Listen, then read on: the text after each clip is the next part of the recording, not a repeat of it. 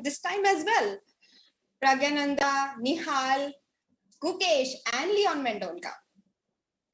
Yes, I'm not sure if we are audible yet, and I hear an echo, so I think we have to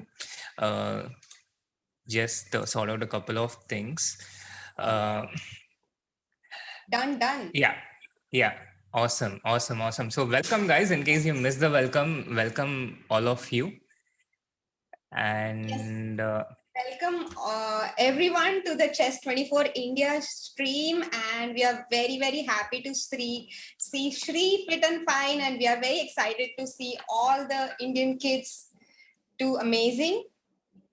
There are 4 Indian kids playing the tournament: Praggnanandhaa, Nihal Sareen, Leon Mendonca, and Gukesh.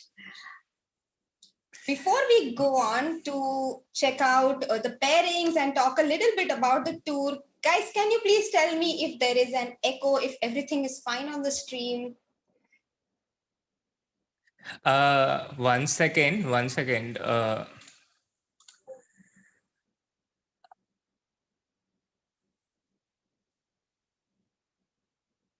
Yuki Element says all good. Thank you. Awesome. Thank you, Ashwath, Anirudh, Ritika, Prince. Thank you so much. So I think we are good to go. And you know, this time, since there are exactly 4 days for the tournament, and we have exactly 4 Indian prodigies playing in the tournament, we thought to tell you a little bit about their chess background as well. Kyunki zyada opportunities nahi milte to cover about them as to how they grew up, how they became such amazing players at such a young age, and we thought it would be the perfect start to each day to cover each of the prodigies. तो आज हम प्रज्ञानंदा से शुरू करेंगे. Our Praggnanandhaa Ramesh Babu is from Chennai. He is only 16 years old. He will actually turn 16 in August, and he has a rating of 2608 already. He learned to play chess by watching his sister Vaishali, who is an amazing chess player herself. She is an international master. She has been 2400. She has won the national challengers. She has been a part of the Indian chess team, and she will also be representing India at the World Cup, Women's World Cup in July. So she is an amazing player herself. She's 4 years older than him, and he used to disturb her a lot while she was trying to practice chess. So their parents decided to introduce him to chess as well. That's how his chess journey began. And then usko koi रोक ही नहीं था. Then he just didn't stop. He played his first tournament at the age of 5. He won his first national championship at the age of 7, the under-7 national championship, got qualified to represent India in the under-8 world championship, and won that as well. And in 2016, at the tender age of 10 years and 10 months and 19 days, he became the world's youngest international master. So बहुत ही छोटी उम्र और छोटी height में ही उसने बहुत सारा achieve कर लिया. In 2018, of course, I think the whole of India knows it by now. सब जगह सारे papers में cover हुआ था that he became the world's second youngest grandmaster ever at that time, at the age of 12 years, 10 months and 13 days, second only to Karyakin's record of 12 years and 7 months.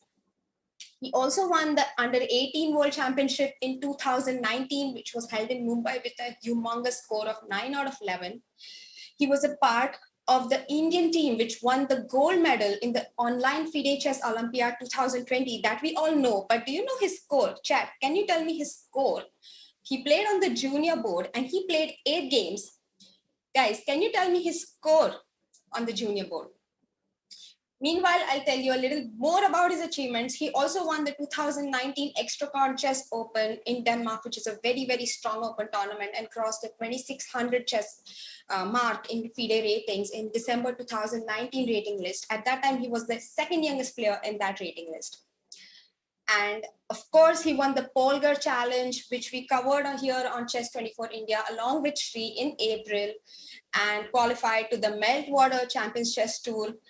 the April edition, where he finished 10th in an amazingly strong field, defeating players like Temur Rajabov and Sergei Karyakin.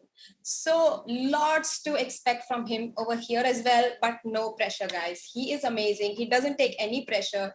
बहुत ही cool and काम attitude का बच्चा है, जिसको कोई फिक्र नहीं है कि बाकी प्लेयर्स क्या कर रहे हैं, बस अपने चेस पे कॉन्सेंट्रेट करता है. Shri, what do you have to say about Prag? You gave such an amazing biography, Soumya. I was also so engrossed listening to it. In terms of, I think Prag has really grown into a very, very strong player, someone well about 2600, a very stable player. When he started out as a typical Chennai kid in terms of his style of play. He was tricky. He had very shaky, patchy openings, and he often got into bad positions, but somehow he developed all these defensive resourceful skills, and he was very, very good at calculation and tactics. But in terms of his understanding and technical positions, he struggled in quite a few games. But over the last 1 or 2 years, over the period of lockdown, I think he has really improved a lot in this aspect as well. And I found that his level of play has notched up every few months consistently. Whenever I see him, 3 to 6 months later, he's playing at a much higher level, having overcome some of his weaknesses. And this has kept repeating itself. This is one of the reasons why he has moved forward very rapidly, and he has consistently improved.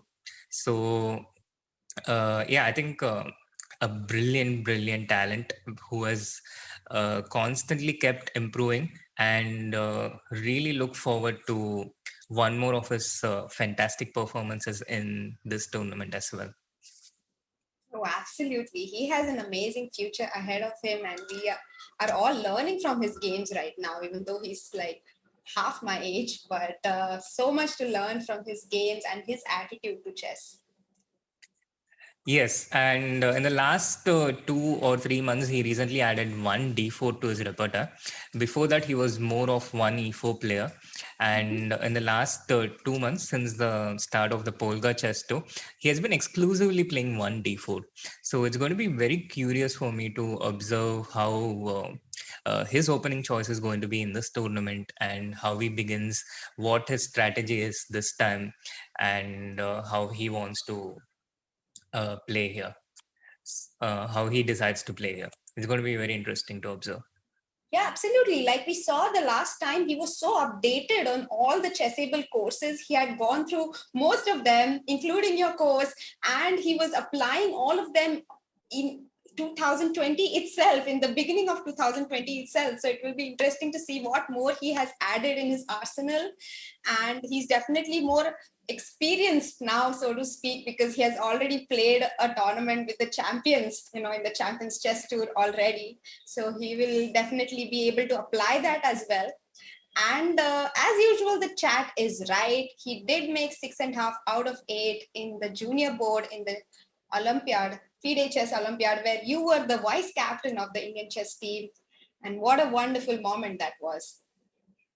Absolutely. Prag was our go-to dependent, one of the go-to dependent juniors. In the online Olympiad, the presence of a strong junior board gave India a huge edge, and all the 4 juniors were amazing. Especially, I think Prag scored at least 2 decisive wins. One was against China. I remember that quite vividly. Prag played a beautiful game, helping us qualify to the knockouts. And there was also another game which was quite decisive. I don't exactly remember which one. Prag did lose a game against Poland, which was a huge surprise at that time. But having said that, it's not a complete surprise, because he was on the black side of the Catalan opening. So in that sense, it wasn't really a surprise that he lost against the Catalan. Shree's Catalan course plugin. Here it comes. Why not? It's our Chess 24 India stream, and we love Catalan and 1v3 equally. दोनों को ढेर सारा प्यार हम जरूर देंगे इस stream पर. और tournament भी शुरू होने वाला है जल्द ही. Let's have a quick look at the pairings of the first round, maybe. We have Prag on the screen. We have Prag on, the pairings. Yes, take us through it, Soumya. So Prag is on the screen, as Shri said, and Prag is playing a wonder today, a wonder Liang in the in the first round of the Gelfand Challenge. And a wonder is from USA. He's also a very, very strong player. Nihal, on the other hand, is playing his contemporary, so to speak, and very good friend, Nadirbek Abdusattorov from Uzbekistan. Leon Mendonca is playing Sarah Khadem from Iran, and she is one of the strongest women players out there. She's almost 2,500. She probably has made all her grandmaster norms already and only needs to cross the 2,500 rating threshold. She's 2,494 now, so very, very close anytime soon as the world opens up. And then there is Gukesh playing against another woman prodigy and one of the strongest players in the women's field, Abdul Malik Zansaya, who recently won the Grand Prix in Gibraltar with a humongous performance. She's also the deputy mayor of her city, Almaty. So she dons a lot of hats. She's also has an academy in Kazakhstan by her name and one of the most famous athletes in Kazakhstan, honestly. If you go to her city, then people actually recognize her by name and face and everything. She's a huge celebrity there. So all their opponents are also very strong players in their own right, but of course our players are raring to go. देखते हैं कैसा जाएगा. Gukesh is playing black, Prag is white, Leon is white, and Nihal as well. And we have kickoff in one of the games. The Nihal game has started. Nihal begins with 1 e4. Nihal against Abdusattorov. And it's a Karakan defense. It's a Karakan defense with advanced variation where Nihal goes g4 right away. This is very, very unexpected and interesting. What is this G4 move? Did you prepare it 2 hours before the game today? I'm not going to reveal anything about that, but yes, I'm not totally surprised by this. I can divulge that much, and yeah, so this was the start of the game. E4, C6, D4, D5, E5, Bishop F5. The advanced variation of the Caro-Kann defense. The advanced variation can also happen in the French defense. It's basically the system with D4 and E5, the pawn structure. Black goes Bishop F5 immediately, getting the bishop out before he plays E6, so the bishop doesn't get shut in. And now White goes G4 directly. So how do you explain a variation like this? How do you explain such a move? G4 has been played for a while. It has been played quite a few times in I think the previous century as well, but it's not such a popular move in recent times. But it's a very interesting try, especially in the rapid and blitz era. First of all, what White wants to do, White wants to try and get this pawn to e6. This is one of the ideas. So after g4, the bishop has to move.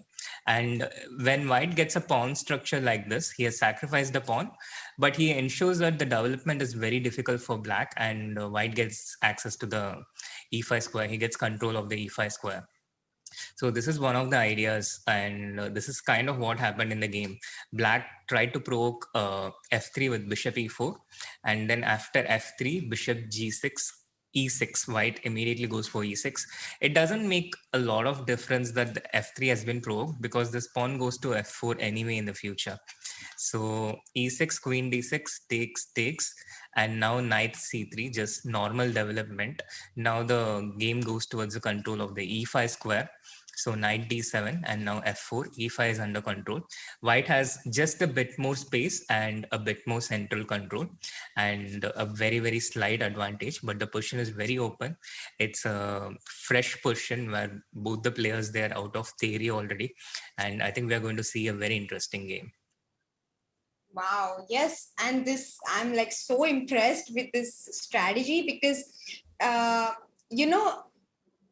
if we go back like to the opening position after bishop f5, there is a move like h4, which is super popular, which has been super popular in the past few years. And when Black replies with h6 here, White does go g4.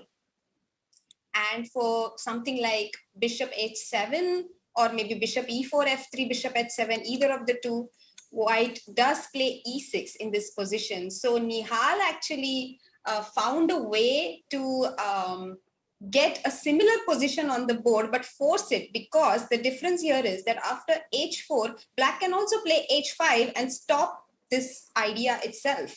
So uh, this g4 move is a very hard move to face over the board, I guess, because if, let's say, for h4 black was not prepared to go h6, then for g4 he's forced to go into these kind of positions that he has simply not studied.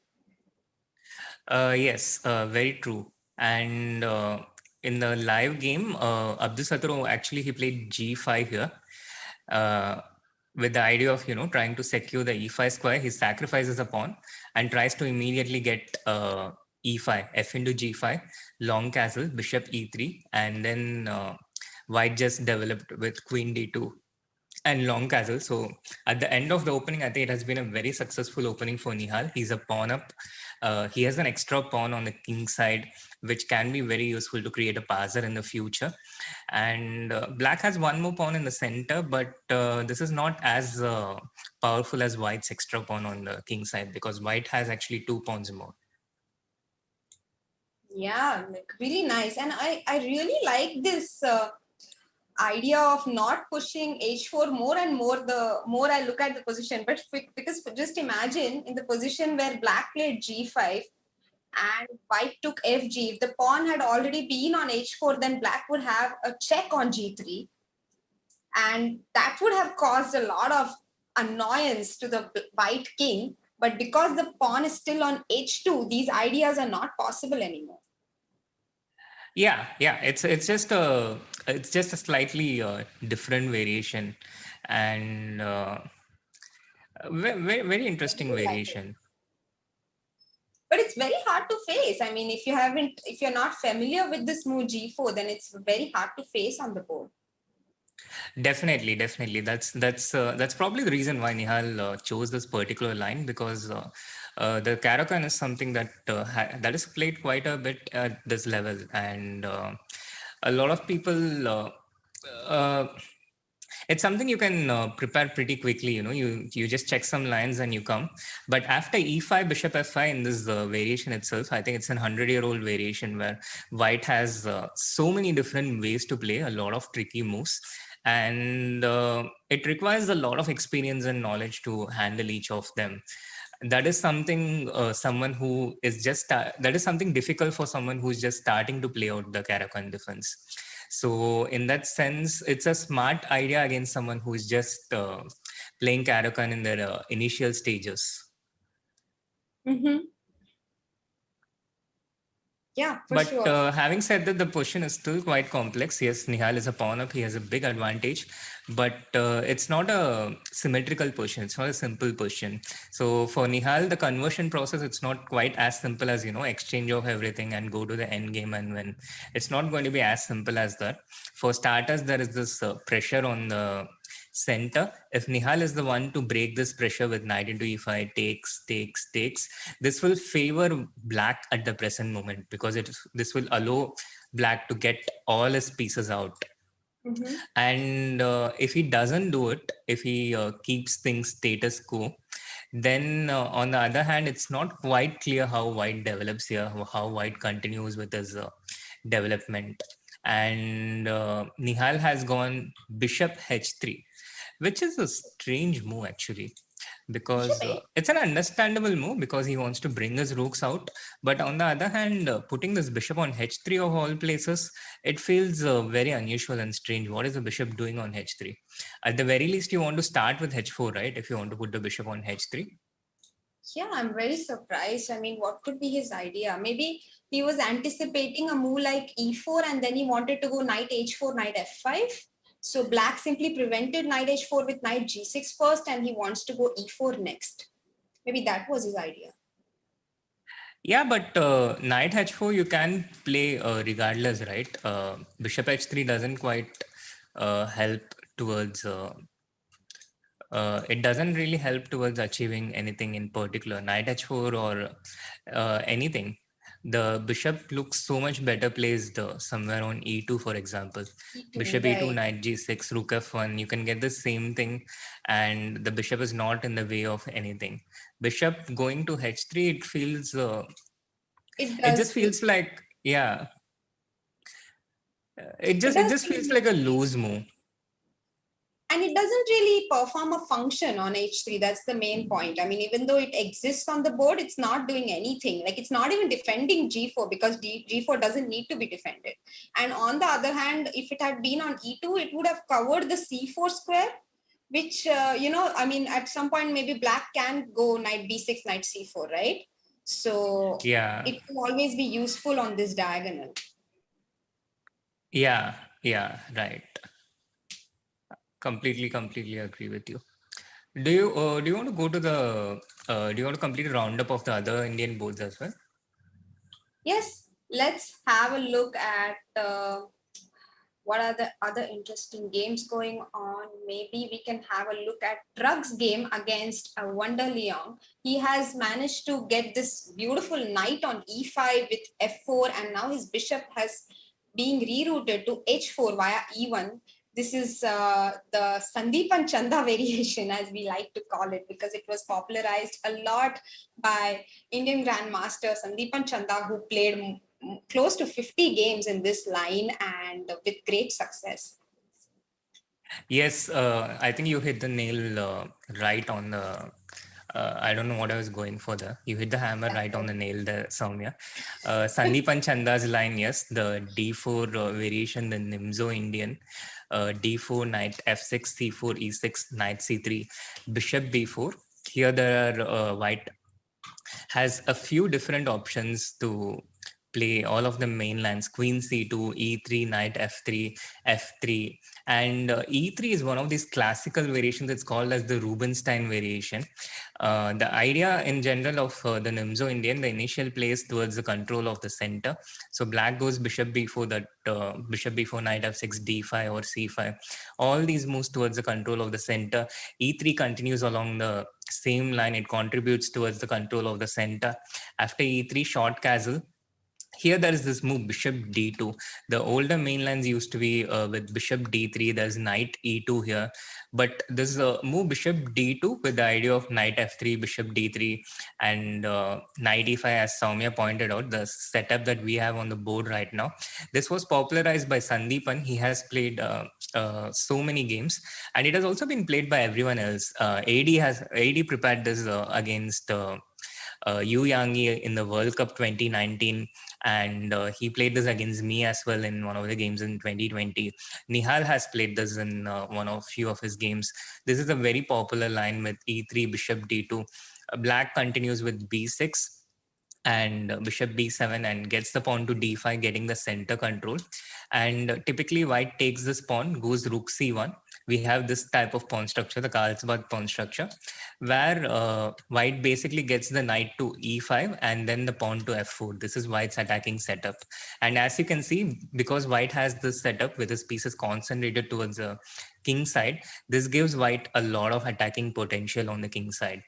So knight c6, bishop e1, the bishop goes towards h4, c into d4, and here white inserts knight into c6, bishop into c6, and then goes knight e2, attacking the bishop on c6 and the pawn on d4. All of this is known and established theory, though. So it's a bit curious that the players have spent half their time getting up to this point, and bishop b5 is a very smart strategic move, trying to gain control of the e4 square, which has been weakened by white playing f4. So exchanging this light square bishop, very profitable for black.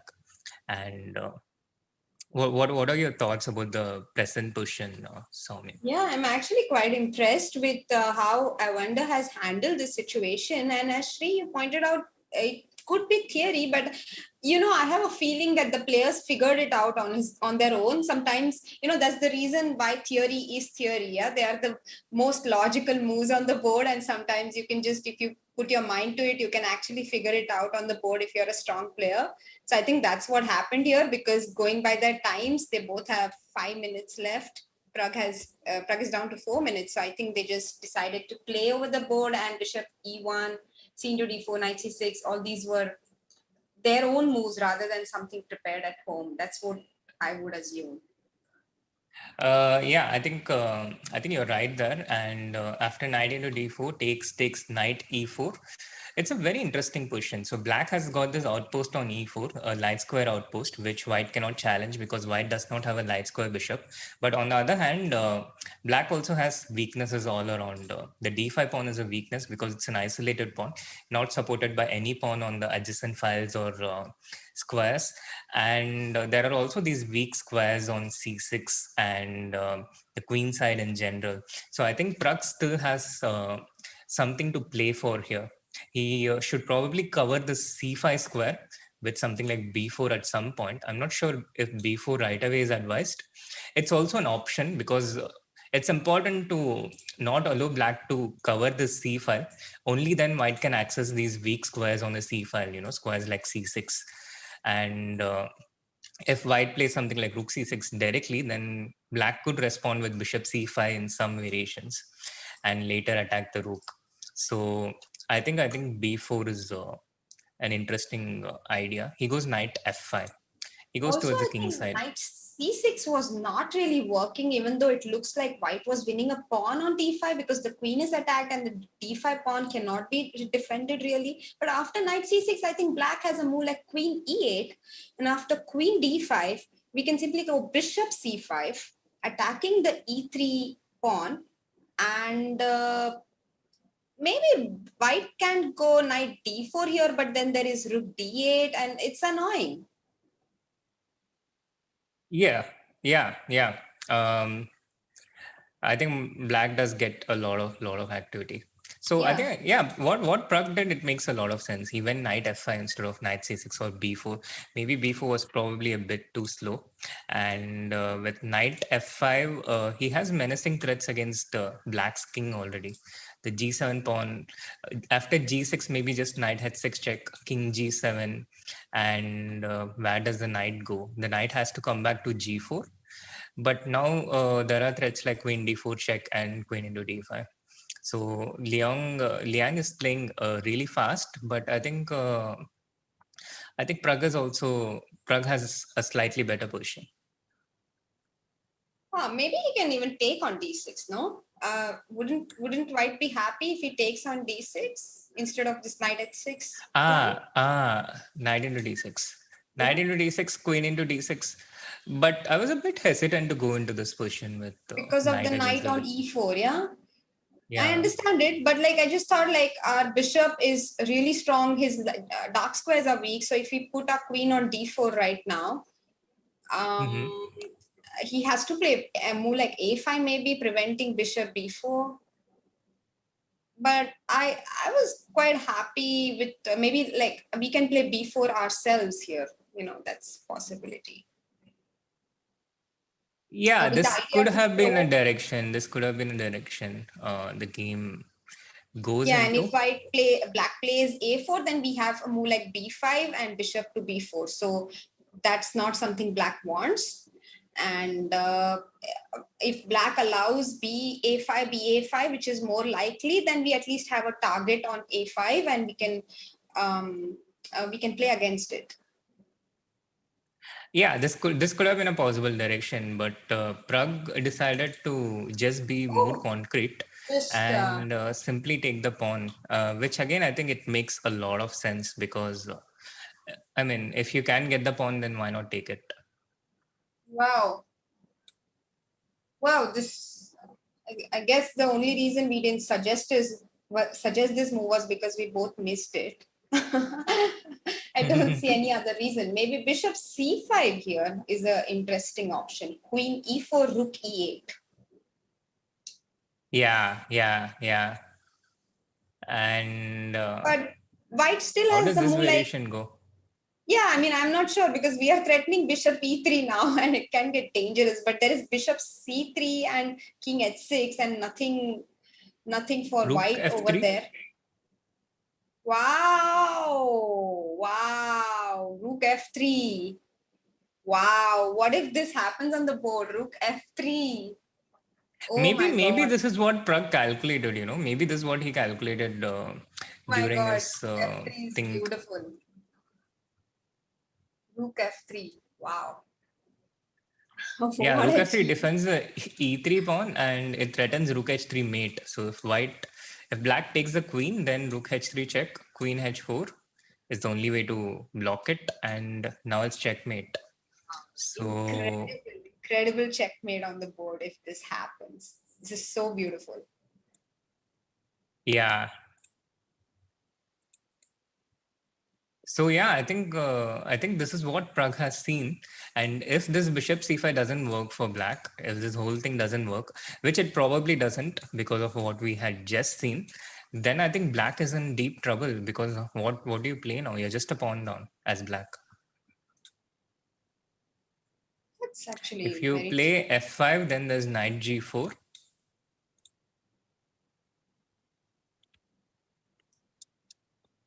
Yeah, this And position seems to be crumbling if because of this rook f3 tactic. Maybe that is the crux of this position, right? yeah. So he goes queen e7, knight g4, rook a d8 on the board. And this is the live position that we have right now. Here also, I think fundamentally white is just a pawn up. White has a few problems to solve because black's pieces are quite active. He has these threats like bishop c5 and f5 coming in. But for Prag, I think this is a very manageable task.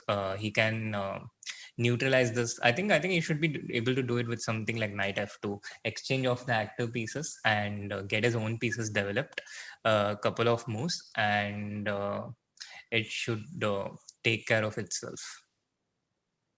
Yeah, on the other hand, Nihal's game has heated up like crazy. I mean, so many tactics in the air. There is queen c7 checkmate, and if knight into e5, then f6 check wins the queen. Wow. On the other hand, black is threatening to make a queen with ef2 and f into g1. This is Yes, so but wild. white is the first one, yeah. Knight White into will be e5, f6 yes. check. Exactly. Knight e5, f6, king b8, pawn into queen, He pawn takes into queen into rook. a5. Oh, he takes queen into e5. Okay. But it's a That's desperate not measure. The sufficient. point being that f1 is covered by the bishop on h3. Right. So knight e2, I think simply knight e2 takes care of everything, no? A bit scary, but I think it takes knight e2, knight g3, and probably black has to resign with the pawn coming to e6, e7 as well. Right. This is amazing. Like, look at the pawns in the center. I mean, it's another point that rook into f5 is possible here after knight e2. But even then, as Shri pointed out, just knight g3 or even e6 might do the trick. Oh, knight f3. Wow. Also very nice. He Knight forces f3. black to Wow. take this and then wants to play queen c3 check. In the end, Nihal takes everything. Super brutal. Super brutal. Yeah. Knight f3. This is a beautiful game by Nihal. Fantastically carried out from the beginning to the end. Yeah, and the bishop on h3 wasn't so useless. Yeah. It turned out well for Turned him. out It to turned be out well for him. very, very Yes, true. useful. Turned out to be a very useful idea indeed. And knight f3, and wow, what a dominating performance by Nihal Sarin over here. This is such an amazing start for the Indian kids because both Abdusattorov, whom Nihal is beating, Abdusattorov is the first seed in this tournament. He's the highest rated player, and a win against him would make a huge difference in the standings later on because these guys are going to be competing against each other for being at the top of the standings. And Prag, who is beating Liang Avender is also one of the top contenders in this tournament, and once again beating him would give Prague a major boost in the standings. So why is this position such a huge advantage even though it's queen against two rooks? Because uh, because of the number of pawns and the efficacy of these pawns. So white has two extra pawns in this position, And also, not just that, the d5 pawn is falling, so likely 3 pawns. But not just that, but these pawns are so well advanced and the rooks are not equipped to be able to stop them. So the position is as good as winning. There's not a lot of technicality involved here. And I think we can be certain that Nihal is going to net this game. Also, I should mention that Nihal is a lot fresher in terms of his approach for this tournament. He was a bit jaded in some of the tournaments. The previous month, he came after a long break. He was writing his exams and stuff. But this tournament, in terms of his mental approach, he's a lot fresher. So, um yeah, That's that's actually a very, very important point there, to be fresh and motivated for every game, because these tournaments can be very exhausting as well as you go ahead. And maybe we can have a quick look at Leon's game, because he's an incredible time pressure against Sarah Khadem, and his position is not very exciting either, but perhaps he can hold. Sarah seems to be in a very, very strong position. She has more time, but Leon could find some tricks. It's not completely lost or something. It's definitely difficult, but manageable maybe. Do you think he can yeah, manage for now, I this? think Uh, for now, he's holding on. I think for now he's holding on. As long as the pawn on c4 doesn't, it's not allowed to go out of control. I think white is probably holding on. So after right. knight d5, rook c2, the pawn is not able to go past the c3 point. So as long as that is kept under check, I think white is doing completely. Oh, he missed knight a2 just as we were speaking. He missed Oh, knight a2. knight a2 coming in now, because queen on b1 was controlling the a2 square, but Sarah doesn't go for it. She plays I think g6. she also missed it because Yeah. knight a2 is so. Oh, again Okay, knight a2. oh, come on. Yeah, now she does spot it, because it's hard to blunder twice the same tactic, because you usually spend at least a few seconds after you blunder the first one regretting why you didn't go for it. So Yes, yeah, yes, yes. it, Uh, mm. Leon is. I think he's just rusty. His first game, first day, and he's If just you rest. remember, Shri, he started very slow in the last challenges chess tour as well, but then he picked up.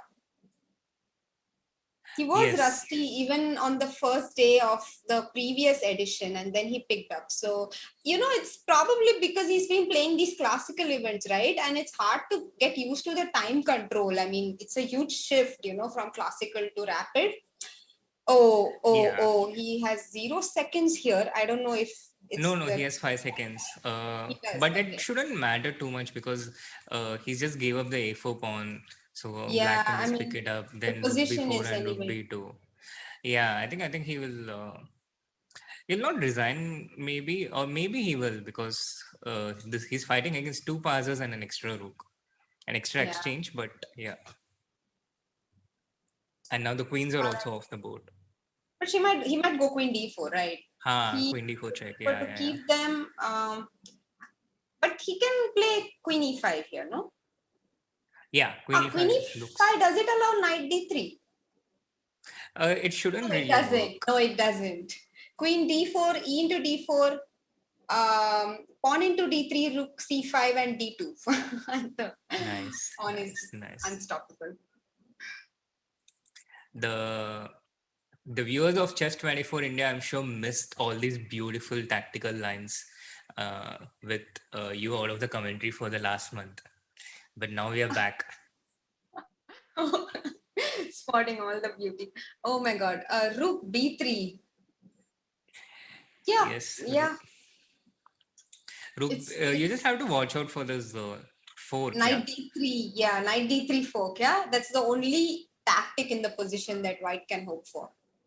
yeah. But maybe we move on from this game. Yeah, because the Yeah, other games let's are also have a on. look at Gukesh's game, which we haven't covered so far, and they are already in the end game with Gukesh having a Gukesh is black. Gukesh is advantage. black.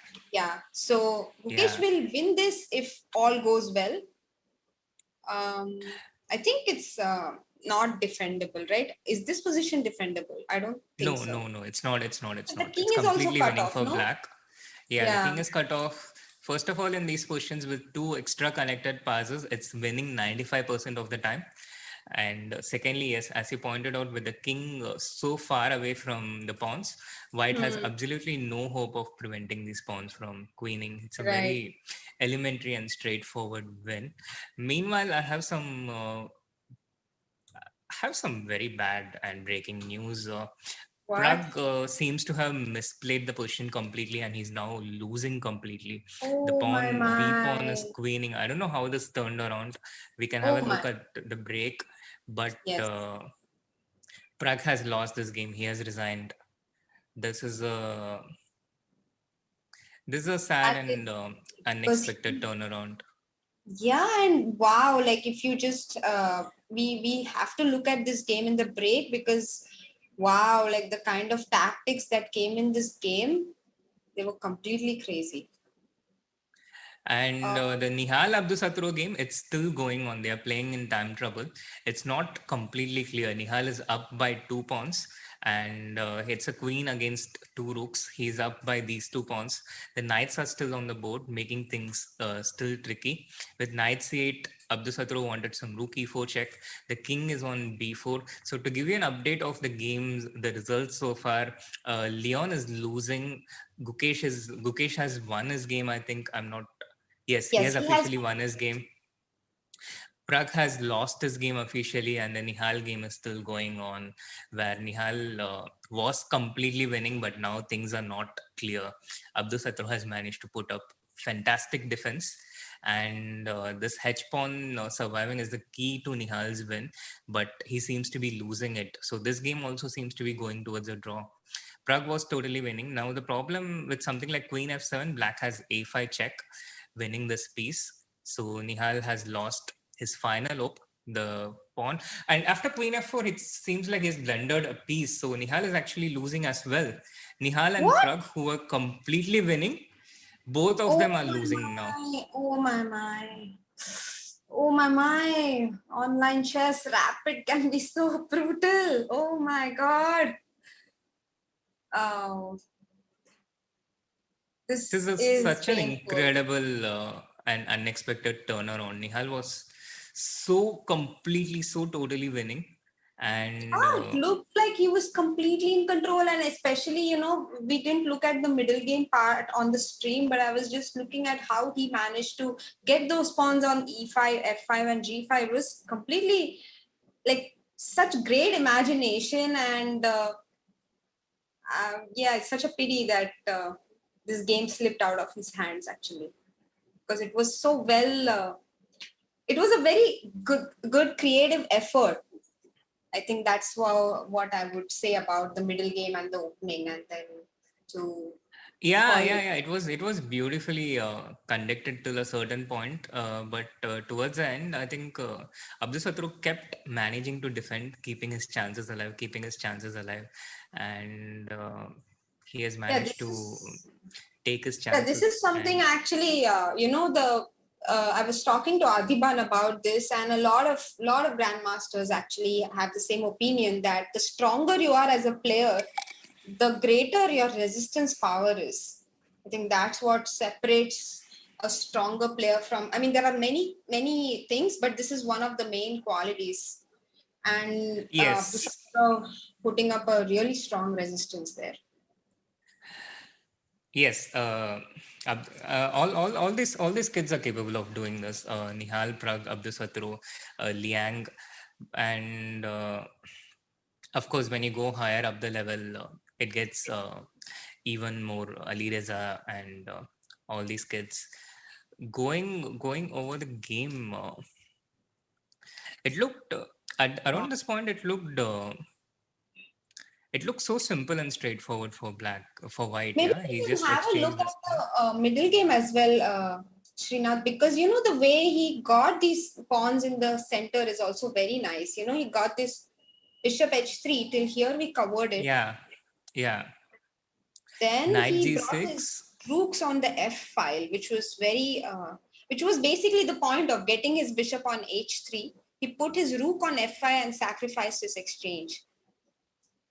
Yeah, that was the whole thing was quite beautiful. Yeah, so he goes knight Yeah. g1 here, and then prevents black from playing knight c4 with b3, knight d7, and now rook f5. A beautiful exchange sacrifice, allowing this bishop into f5, into f5, and getting these connected passed pawns, which would have been very powerful. Rook f5 was, I think, a fantastic move. Knight h4, and now rook f1, just defending it and taking control of the f5. So by this point, white had got all his pieces out. He had managed to develop all his pieces. Next, for black, the plan is not so obvious here. He's a pawn down, and he doesn't have an obvious way of getting his pieces out because the only open file has been captured by white. The center has been closed with e4 and d4. So he just continued with a6. Nihal improved with king b1, knight g6, rook f2, again improving control of the f file. Here Abdusattorov didn't really know what to do, so he was just moving his pieces back and forth. He came back knight h4. Here Nihal found something really strong again, bishop f4. He repeated the moves once, and then he put the bishop on g3. Now the point is, if the queen gets to f4 and gets on this diagonal, it will be impossible for black to stop threats on this diagonal with queen f4, queen c7, and all these moves coming in. And here things got incredibly complex because after bishop into f5, g into f5, here Nihal had to calculate e3. He had to do this when he played bishop f4, uh, queen Right. e7, and decided to go bishop g3. He had to calculate against this move e3, which is very powerful, attacking both the queen and the rook together. And Nihal had already sacrificed an exchange. And apparently, Nihal clearly saw that against e3, he had this brilliant move, fantastic riposte, knight into d5. Again, Yeah. attacking the queen and the pawn. And if black takes c into d5, then simply queen c3 check. The king cannot move because the bishop covers this diagonal. And the only way to save would be to block with the knight. But now white has f6 check, the discovered attack, it winning the queen. Tremendous power of two bishops and sacrificing a whole rook for it and making full use. He basically spotted this rook f5 plan while he played bishop h3, right? Because we were all perplexed by why would he put the bishop on h3, but he clearly wanted to put his rook on f5. That's the reason he put the bishop on h3 first. And then he found this wonderful idea with bishop f4 and bishop g3, making use of his second bishop as well. What a beautiful, Yeah, beautiful. yeah, yeah. Until this point, he had conducted the game so impeccably well. He went queen a5 here. The queen c3 check. The problem might have been queen c5 actually. Oh my god, the bishop on g7 covers the c5 square. C3. Basically, if you take the queen on c5, then the bishop on g7 takes the queen on c3. This is the Yes, annoying and part. black could be a rook up here, so this wouldn't have worked, and he couldn't take the queen as well because then in the end the rook is lost. So he went queen a5 instead, attacking c7. Black had to play bishop e5 or knight because he cannot move the knight. There's always f6 check, which we have shown a few times. Bishop e5, bishop into e5, again forcing black to move this knight away. And this was the point where we had seen Abdu had to take queen into e5, d into e5, e into f2.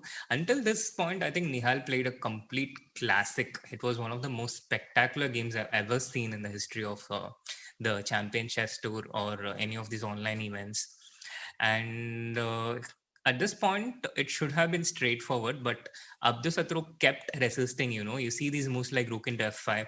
He didn't give up. He still has his f2 pawn. He has his resources, and now he loses this f pawn, and he's just in a position where he's down by 2 pawns, but he keeps resisting. Queen into d5, knight into e5.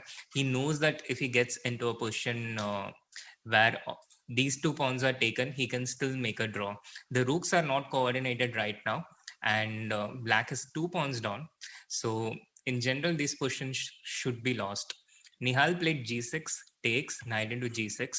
The point being that if black takes knight into g6, there is queen c4 check. winning the rook. So black played rook e1, and after knight f4. In fact, even knight into e5 knight into e5 could perhaps be even simpler here. I think Nihal was probably worried that he will lose the hedge pawn, like it happened in the game. Um, but I'm not sure if it's that easy for black to take this hedge pawn, because whenever you play something like rook h8, there is something like queen c3 check and tactics like this. But yeah, it's understandable that having had less time, Nihal intuitively chose to keep the knights. Knight f4, knight c6. Now he starts advancing the hedge pawn. uh, I don't know why he played knight e6, because I think he should just really go with these pawns as quickly as possible. He probably got tempted to play a tactic and create a mating attack on the king with the knight so much into the black's camp. After knight e6, queen f4 coming in, he probably felt he could play against the black king as well. Yeah. Around this point, things started to go a bit out of control. Yeah, not intended by Nihal, of course, but because he had really less time. But I don't think he really expected Black to have the kind of counterplay that he got in the game. Abdu just going after Nihal's king, knight d4, with the idea of rook e2, rook into c2. Just not caring about his own king's safety. There is a queen and knight attacking, and the king has no pieces to defend. But Abdu managed to just get his defenses just in time. Queen f7 with a mate on b7. Normally, you wouldn't expect, like, none of the black pieces are around, but he manages to get the knight to d6 just in time with rook b1, knight b5 check, and knight d6. And then the rook defends it from d1. So he kind of got this in the nick of the time. And then after queen d8, sorry? It's crazy. Like, for me, even though I know the result, it's so hard to believe that black is holding this. I mean, it looks completely lost for black. Yeah. Again, after knight d7, black just gets this move rook e8 in the nick of the time, um, to just save everything. Once Abdusattorov got all these things just in the nick of the time, the momentum already started changing, because Nihal is no longer that commandingly winning as he was, and his play depends on this h4 pawn. If the h4 pawn is lost, it can get very tricky. It can get impossible to win with this 3 versus 2. And White's pieces now go out of coordination. Like, he retreated, but now the king, queen, and the knight and the king, they are no longer coordinated the way they were in the initial position here. So probably in hindsight, the simplest thing to do for Nihal would have been to just try and advance this pawn as quickly as he could. h5, h6, h7, and he would have, I think, coasted to victory. But in time trouble, I think he just got a bit unlucky in this game, which is actually quite unfortunate, because this is going to be very difficult for Nihal to come back against. He was winning against one of the favorites. I think the tiebreak is also head to head, so this can bite him back later in several ways. It's going to be it's very decisive, and it's going to be very difficult to come back from this for him.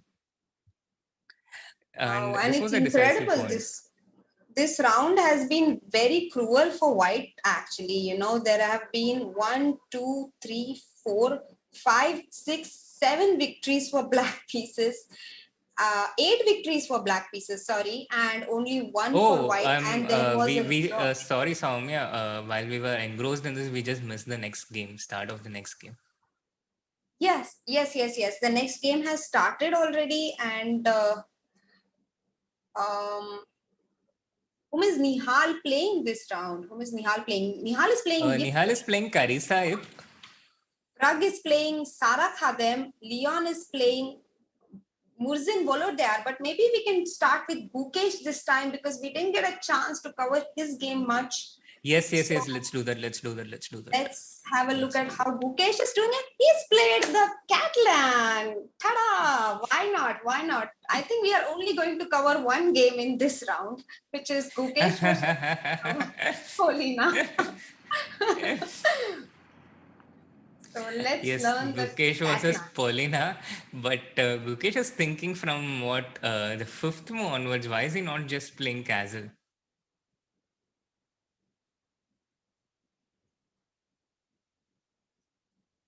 Why is he not playing castle? Fortunately, we don't have Gukesh on the call to ask him this question. What? But yeah, I mean, he has to play castle here. Maybe what exactly Is happened? he Is there a online? Is transmission it? issue? Ah, he played knight c3. Oh, knight c3. Knight c3 is the other option. Yeah, knight c3 is very interesting variation. It's very similar to the main line with castle. So usually after castle, the main line goes d into c4. I think a lot of you know by now. And here, apart from queen c2, which is the main move, there are also moves with knight e5. And with knight c3, what white aims to do is he aims to go into these d into c4 positions. Usually, white plays knight e5 here, but the knight e5 with the knight on c3 and the knight e5 where white has castle shot, it's slightly different. So the knight positions with knight c3 can be tricky in the sense that it's not the main move. Black might not be as familiar with it. But after knight c3, black goes knight b d7, which I think is not a great move here because it gives white control of the center in a much easier way. White can make something like queen d3 and then get the pawn to e4. In these type of questions, when white gets this setup with queen d3 and the pawn to e4, white is usually slightly better. He goes b3, so now the game goes into a completely original direction, not any of the mainline theory. This is not the most it's not the bravest no, not I wouldn't use the word brave, but this is not the most aggressive way to play as white in general in these positions. Mhm. So yeah, we have a standard position after b3. A good position for white, I mean, but also not bad for black. I think it's about it's just a normal opening position. Right. And would like to quickly point out that a move like bishop b4 here would not be that strong because white has bishop d2, even though we have played b3 with the idea to play bishop b2, but we have the choice to change our plan depending on what black plays. So we do not let him pin our knight and allow this bishop b2, knight e4 stuff, and we simply play bishop d2 here. Yeah. Um, Actually, in these types of questions, the idea of b3 itself is usually not necessarily to play bishop b2. It's more, the function is more towards supporting the center, especially the c4 point. And the bishop, it can go to b2, but as you said, yeah, it can also go to f4 or g5. Right. It's pretty open where the bishop wants to go. Right. It c6 can is also go to expected. a3 if it gets the chance and exchange, get exchanged with black's dark squared bishop. But of course, it's much harder to achieve bishop a3 than the other moves. Yeah, true. So So we have this position, and it's actually now more of a Slav defense with the pawn on c6, right? There is this system with g3 Slav, and it's very similar to that now. Okay, it's like a mix of yeah, both. yeah. It's a bit like a Slav, and it's also a bit like this Queen's Indian setups, which starts after uh, d4, knight f6, c4, e6, knight f3, b6, where again black plays this c6, d5 kind of setups. It comes from many 1d4 setups. Uh, Again, these type of questions, white has to immediately go for e4, and black tries to break with c5. But it can be, although it looks equal and it looks symmetrical, it can get unpleasant for black really quickly if black is not entirely accurate. It's a very complex position with a lot of subtleties. A c5 in the wrong moment, and not responding accurately against e4 objectively, all these things, it can make things go bad for black very quickly. So this is the This is a synopsis of this question. White plays for e4, black plays for c5, and black has to be very, very careful or it can go bad very quickly. So it's a nice question to get for Gukesh from the opening, I think. It's a question where he can get something to play for, and I think he has a slight pressure.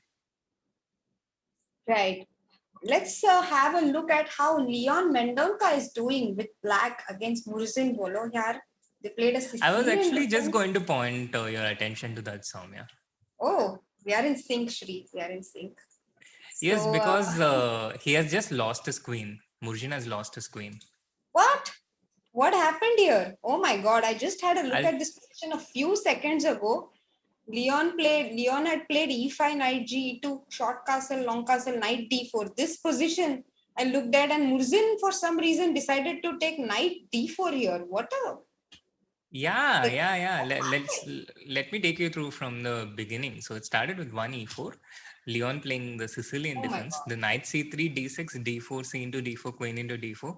This is an idea popularized by Magnus Carlsen, a very original opening. Carlsen used it to beat Wojciech, who is one of the best players in Poland, second of Vichy Anand.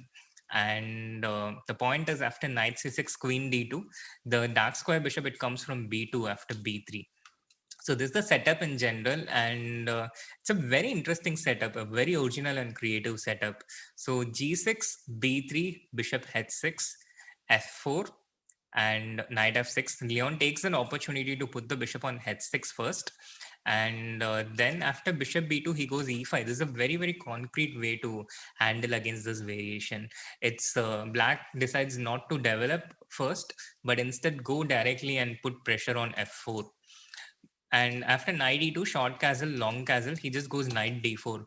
So Leon was quite aggressive in this game. He tried to put white under pressure right from the beginning, and it looks like he was well prepared. And Murzin here, for whatever reason, and pretty sure he did it consciously, he did not blunder his queen, but he decided to get creative, adventurous, and just sacrifice his queen with knight into d4, allowing Oh, black to I'm play bishop not at into all f4. sure about that, Sri. I really feel that this is an epic blunder that has happened, you know. I mean, why? Like, he just completely forgot that black need not take the knight back on t4, but can simply take on f4 instead. It doesn't look like a queen sacrifice to me at all.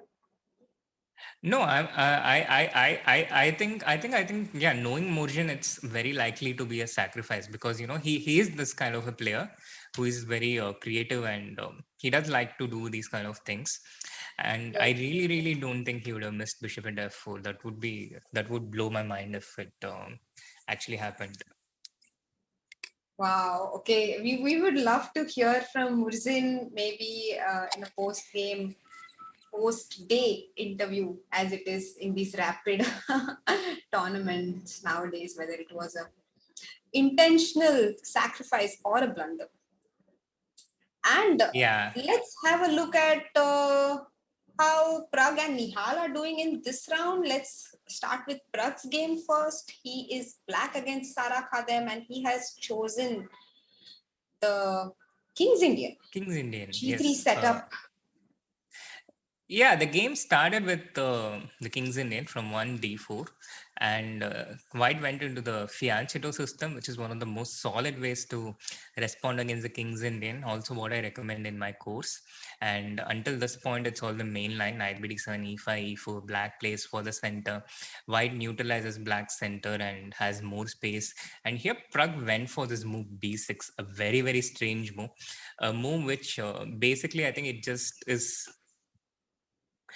serves to take White out of preparation and nothing else. I think he just wanted to get an original game. Yes, the bishop wants to come to b7, but usually Black's strategy in these setups, it revolves around challenging White's center. So if you see the main moves here, there are two methods to play.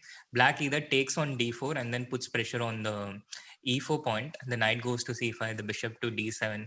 There are a few different setups where black plays with this pawn structure. The other pawn structure, not to take e into d4, but just go c6. The queen goes to either b6 or a5 and tries to put pressure on the center. This is how black plays in this setup all the time. But Pragg instead, he goes b6, which is totally it's totally not normal, not conventional, not the typical strategy you see in the King's Indian defense. It kind of goes against the very essence of the opening.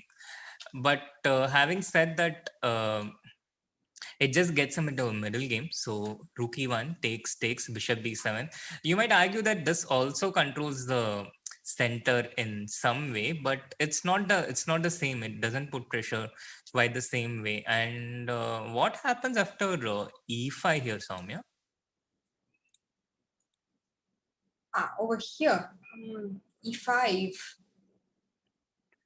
Yeah, the point being You that can if black take takes on bishop into e5, right? g2, Mhm. yeah, you can do both. Yeah, here after e into f6, you can take queen into f6 because d4 is attacked, Right. and you can also just take d into e5. So this just doesn't work.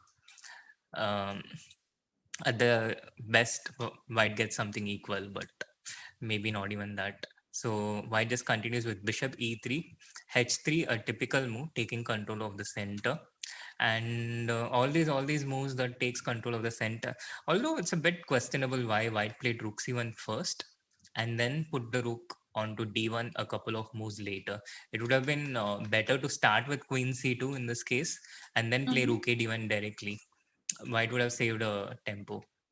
But instead, he started with rook c1 and then went queen c2 and then played rook d1. But White's position was so good that she could afford this loss of tempo. And White's play is very easy: f4, g4, transfer this knight to g3 to gain more control of the center. Takes, and now a3, preventing black from playing b4. If you see, white has a very, very good center, well built center. Black's pawn on d6 is weak.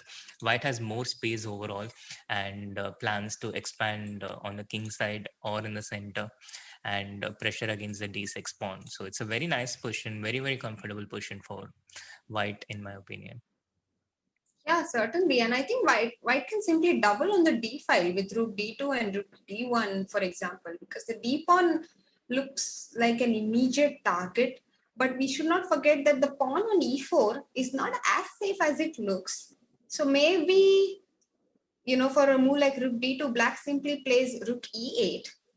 And after rook d1, there is a move. No, black has played rook 7 e8. Wow. I was thinking about doubling on the e file by black and then going knight c5, but then it allows a move like e5 because the knight on c5 is not really defended.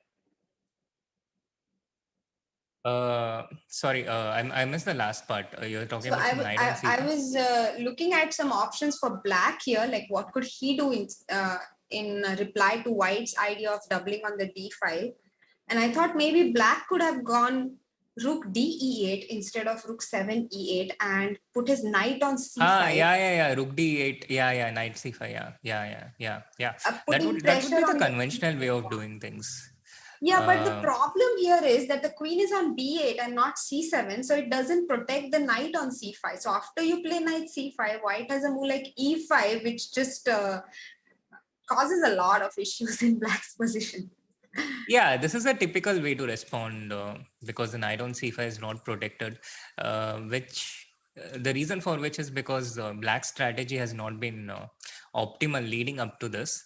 I Mhm. think Pragg is basically just waiting around. Yeah, he's just trying to lie low, like some of these snakes, and then when you think it's not going to strike at you and go and capture it, then it comes and hits you.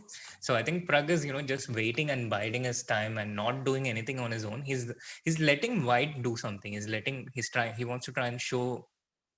And also, Pragg will be affected by his previous game, because he was winning and he had such a nice position and he ended up losing it. It was not even a draw. And these things have a very strong psychological effect. It's very hard to recover because you think you think you deserve the win and you don't have it. Instead, you're in the opposite situation. So I think that is also a reason why Pragg's play has been very bad in the opening in this game. because he's kind of been playing on autopilot. Meanwhile, there's an update in one of the games. There is a result. The game between Karisa and Nihal Sarin has ended in a draw. And Yeah. Nihal, I was keeping an eye on the game in the background. Nihal, basically, he just played the whole game in autopilot. And Karisa, with the white pieces, she was also happy to make a draw. And I think Nihal just probably wanted to get a break after this very unfortunate loss in the first round. Yeah, definitely. It was a completely equal game, and draw was the most logical result, and it gives Nihal some time to recover and come back in the next games. So Yes. yeah, I totally understand. I get it. And also with black, there is only so much you can do at times. So that also. Yes, true. Although the tournament is designed in such a way that all these little things add up, because you have these some of these top guys who are approximately close to each other in strength, and then there's a field which is relatively weaker. There are some there's a section of people who are relatively weaker. And what I observed in the April edition in the Polgar Challenge was that Prag won all these games against everyone below 2550. He lost some games against 2600s, but he had a 100% score in the bottom field, which others couldn't do, and that basically made the difference in 1.5 points, which others couldn't just keep pace or catch up with. Prague had a 100% score there. Oh, So absolutely. I I think think I in think round robin tournaments, a lot of players follow this strategy. I don't know how many of them do, but once I also did this, so I know that must be a common strategy, because usually ideas which come to you have already come to other people as well. That's how it works. So I remember I was playing a round robin tournament, and before the tournament, I had made a list of all the players, and I had decided that whom I need to beat absolutely. Like these are the players I need to score against for sure. And the rest of them I can either win or make a draw. But these players I absolutely need to go all out with. And that makes a huge difference when you're able to do that. yeah. I know what you're talking about. It's not just in round robin tournaments, but also in these tournaments where there are relatively few contenders and the rest of the field is weaker.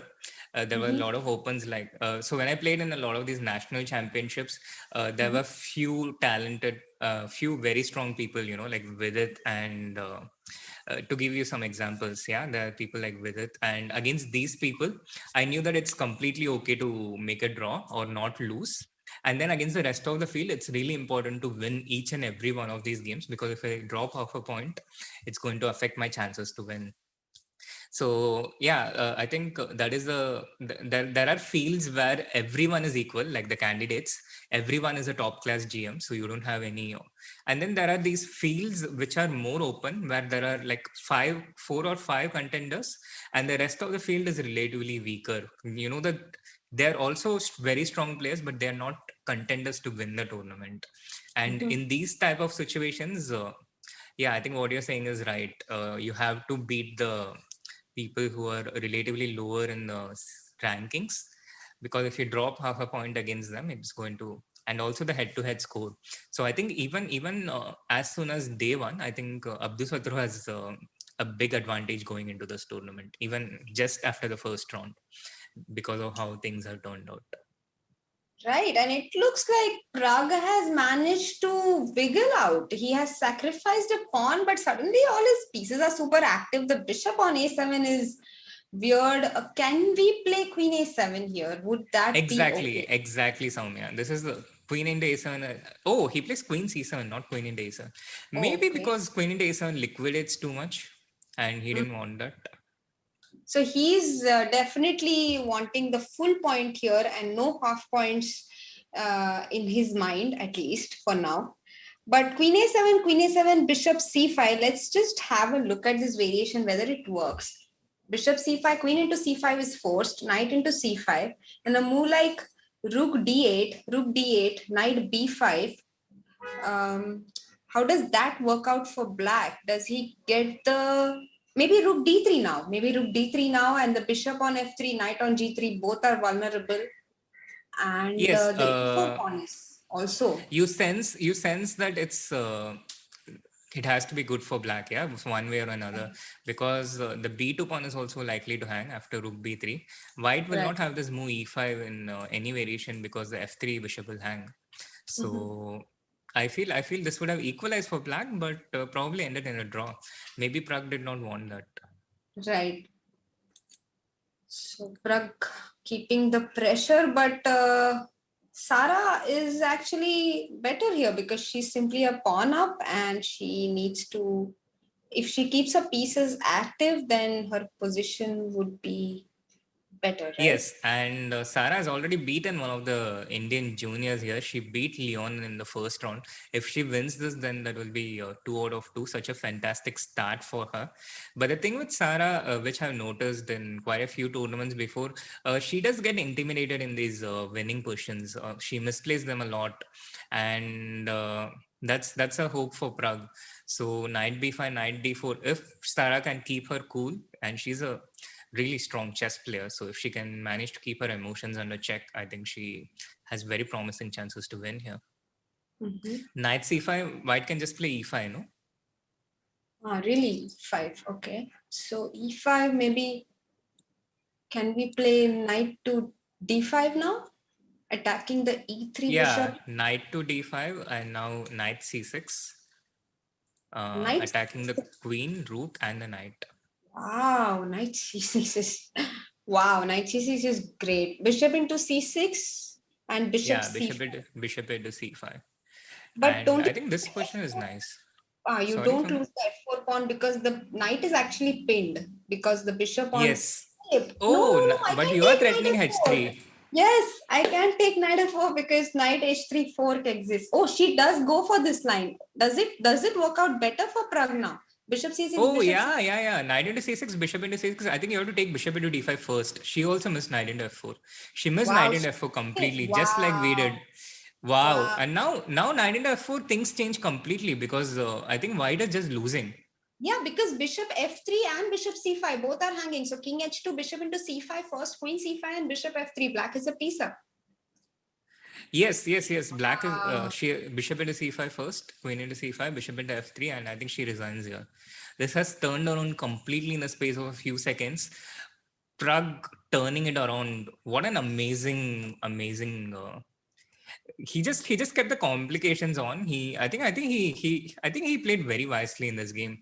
Not in the way he played his chess. That was filled with a lot of inconsistencies. But in terms of his strategy in going for this type of a position, aiming this against Sarah, I think it was very clever and a smart gamble to take, which worked out. And he is winning now. That half point that we were talking about, taking every one of these points. Uh, these things these things are what adds up. Prag could have played a nice clean game and made a draw, or he could have played a game like this with something like b6 and got into a bad position. Yes, he had a bad position throughout the game, but I think he backed himself to swindle the game in complications in time trouble against Sarah, because this is a pattern. It's not happening for the first time. Exactly. I think the point being that he decided to play against the psychology of his opponent rather than just pure chess. And that really helps, especially when you're playing against a player who is not of the same playing strength as you. It really comes into play, putting this psychological pressure, intimidating them, playing really fast in the opening, keeping more time on the clock. All these tactics, all these psychological tactics, let's put it that way, work really well. Yes. But Soumya, from Sarah's perspective, I would still consider this a huge positive, because if you want to go from one level to the next level, I think you're going to get a lot of these games where you lose against someone stronger, but eventually you start beating them from these type of questions. And that's basically how someone goes from one level to another level.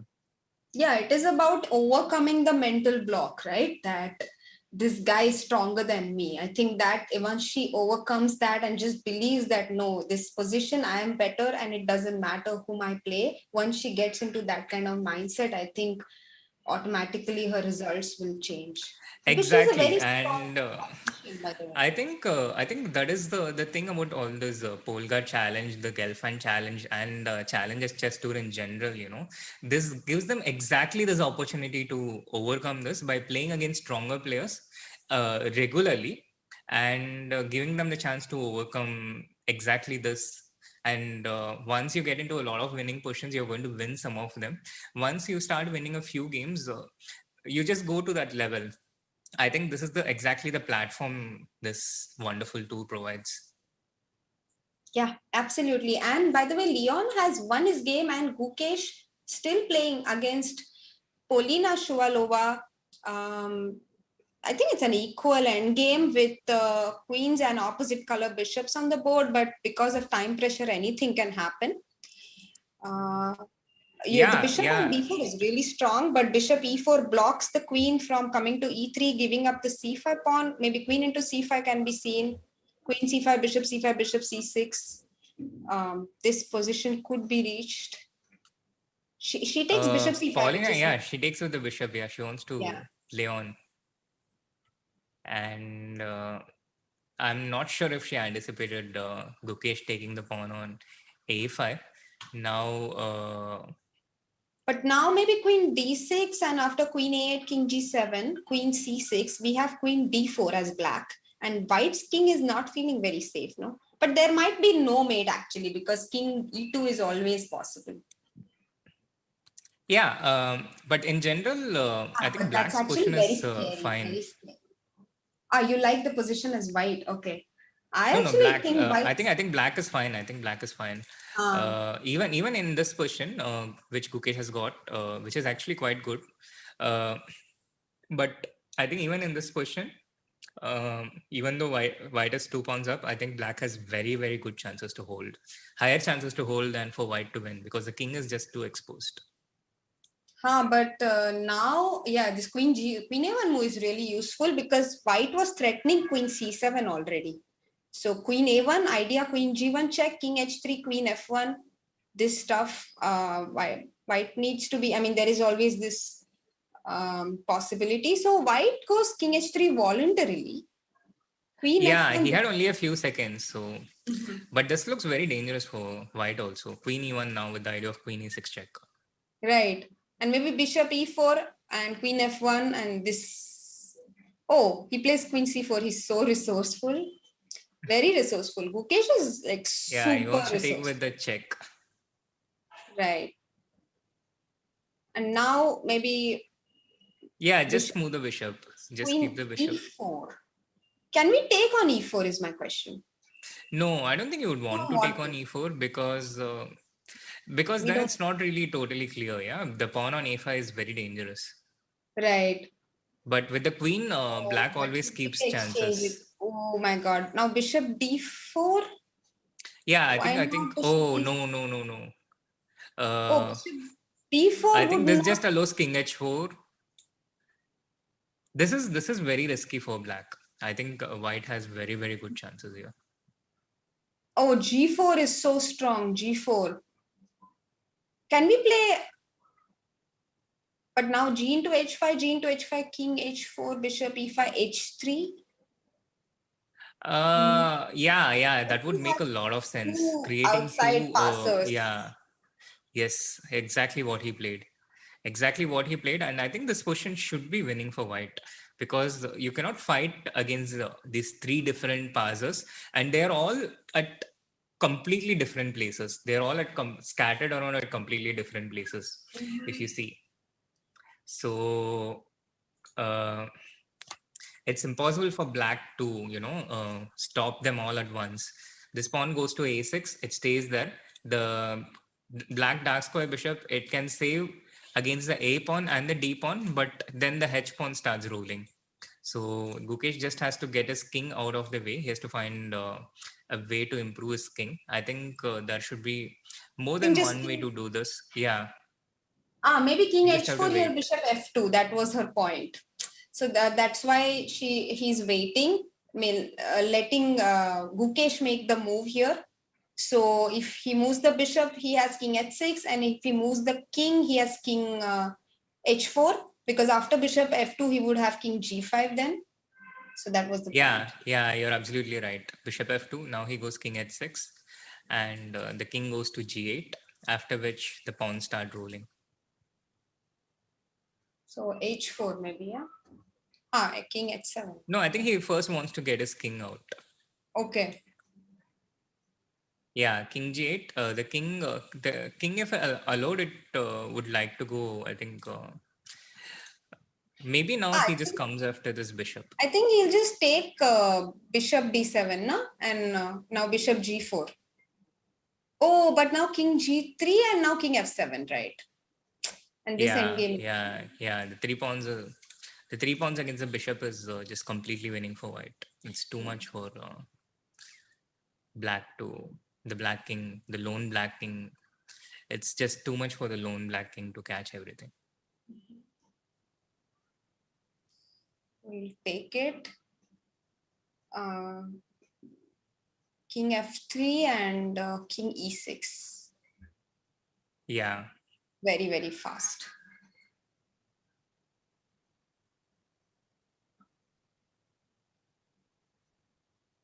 Wow. King d5, bishop a7, king c6. yeah. Maybe Now the d4 king just actually. goes to Actually, b7. d4 is even simpler, no? d4, king h3, king e5, king g4, d5. Okay, even king c6. All roads lead to Victory. Rome here. Yeah, Yeah. yeah. The king is very much in time, and the pawn just goes through. So Gukesh is the one after 2 rounds with 2 out of 2 and 2 very resourceful wins. Especially this one, he had almost no business winning this game from the opposite color bishop position that we saw. But Yes. somehow Gukesh does it all the time. He has this Yeah. incredible skill. He has this incredible skill Very good. to turn anything. He's very resourceful and he's very fast also in time pressure. Yeah, I wouldn't be surprised if Gukesh can turn water into wine. The kind of positions that he turns around, he wins from any kind of position. I mean, all these kids are very very resourceful. All these kids are very tricky. All these kids are incredible. But I think Gukesh does it at a completely different level and much more often than the other kids. Right. Gukesh, talking about Gukesh, he also, by the way, finished really well in the AICF World Cup qualifiers, which was held recently. He tied for first place and came second on tie break. Played some really cool games there. Oh yes. Also, Gukesh is part of the World Cup. He has a wild card from one of the places, so he is part of the World Cup. He's playing in Russia next month in Sochi, and he's part of the Indian contingent for that. So yes, he finished second in the Indian qualifiers. He did not win that. That was won by Indian.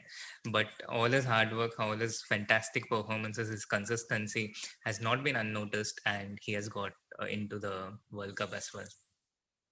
Yeah, an incredible opportunity, by the way, because World Cup, almost all the strong players in the world play there. It's a knockout tournament, so much pressure. An amazing opportunity, and he fully deserves it. I think he got the president's nominee he's going there as the president's nominee for the World Cup, which will be held in Sochi. So, yeah, amazing uh, opportunity for Gukesh, and I'm sure he'll make the most of it. Yes, absolutely. And maybe we can have a look at how Prag's first round went. Yeah, we have something like 8 minutes for the next Oh, round. sure. And yeah, so this was Prag's first round game where we had looked at this point when White took Queen into D5, Right, and we taking this found pawn. this. You found this amazing resource for Black after Bishop C5, Queen E4, Rook E8, Bishop C3 check, King And H6, now Rook and F3. Rook F3. What a wonderful resource, which is the whole point of this combination. And because I wonder also spotted this, he decided not to go for this and he went for what did he go for instead? He went knight He f6, played I queen guess. e7. He went queen He e7. Yeah, he defended the e4 knight, and it was at this point that we were wondering ourselves. Yeah, the black's position seemed to be falling apart. It looked like there was no defense at all, and with queen e7, black just defends the knight on e4 and tries to bring his rooks into the game. So queen e7, white played knight g4, and now black played rook d8. He starts bringing all his pieces. Pragg responded with rook c4. His idea was basically rook c4 attacks the knight on e4, but black can just defend it with rook e8. So Pragg's idea was to take this knight on e4 and then make use of all the weak dark squares around black's king. So rook into e4, queen into e4, bishop c3 check, king f8, and queen g5. I had looked at the game at around this point, and I thought Pragg was completely winning because black's king is so weak. White's bishop is coming to f6, the queen comes to h6 next, and it looked pretty hopeless for black. But again, Liang Avenda, he kept on defending. Um, he kept on putting obstacles on white's path. So he continued with queen f5, trying to exchange off the queen. Pragg, of course, not interested in the trade. He refused it. He went queen h6 check, king e7, bishop f6 check, king d7. The game just continued on like this. I don't think Pragg missed anything at this point. Yeah, I think all these moves which he played, bishop f6 check, king d7, knight e5 check, the knight was hanging, so he exchanges it off and exposes black's king further. With knight e5, bishop into e5, f into e5, the queen is attacked, the rook is attacked at once. Black has to move it, and bishop into d8, king into d8. Until this point, it was completely forced, all the moves. And I think rook into f7 was also logical, queen into e5. And here white is a pawn up, black's king is still comparatively exposed. Black still has this queen e3 check, but I think this was a critical point where Pragg had to maybe be a bit more accurate. I'm not sure. Uh-huh. Yeah, Well, but did he play e4 here, or he can't play e4 because of queen d4 check, is it? uh, e4, Might he allow might be queen able to d4 play. check. Yeah, queen d4 check with the idea of queen d1 check, and Right. it's not totally clear. So at this point, I think Pragg had a couple of options. One is he can just take this pawn and allow black to take this with check, and Right. then take this pawn. And if he had done this, I think he would have won the game because white is so far ahead in this pawn race. Black can take this pawn as well, but you see white starts faster. Rook into g6, rook into b2, and he starts much faster. Also, whenever black takes on e2, white will take on b6. So this position is completely winning, and it's a kind of known theoretical position. So I think rook into h7 was the simplest way to continue here. If black doesn't take queen into e3, then his king can come under fire really quickly. So I think this Mhm. rook into h7, this was the critical point. Instead, what Pragg did was also completely logical. He wanted to exchange off the queens immediately. So he played queen h4 and queen d4. He probably thought that he's going into a position where he's just a pawn up. But there is a difference because this pawn up which he has is a D passer, which is directly in the line of black's king. So it's a lot easier for black king to defend against this passer compared to the hedge passer that we see in the other variation, which is quite far away from black's king. So this pawn, it goes to the queen square much faster compared to the D pawn.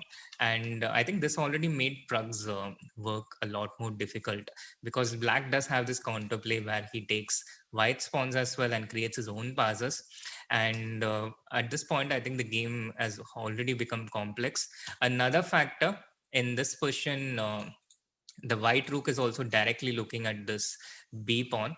Whereas here, if you see, after rook into h7, rook into b2, the white rook is not taking this pawn on g6. So it's not looking at this b6 pawn, and it allows black to create this passed pawn. And in this position, white is not first in the race, and the presence of this d4 pawn, it's not necessarily significant. It's not necessarily significant in all the lines, because the whole endgame is totally about who gets faster, whether the black's pair of passes or whether it's going to be white's pair. And here black starts first because Pragg wasted a bit of time uh, with his queen h4, queen d4. And he also couldn't find a way to stop this pawn. So this is exactly how the game slipped away from Pragg's grasp in the first round. And it just slipped away completely, slowly and gradually. Right.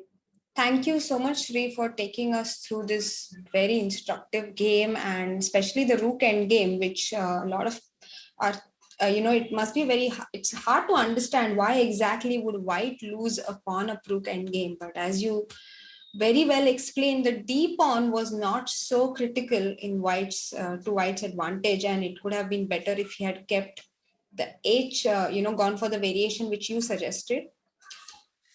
Yes, but Of course, the attack looked Soumya, really strong, I think. Yeah, please tell me. the thing is, these kids, they have something like 20 or 30 seconds to take such decisions. Right. And to make the right choice within this 20 to 30 seconds, I don't think anyone can do it with 100% probability, which is why No, we are seeing a lot of reversals happening. absolutely. I think it's most of the moves played in these, especially, after the 30th move or something, most of the moves are played on intuition.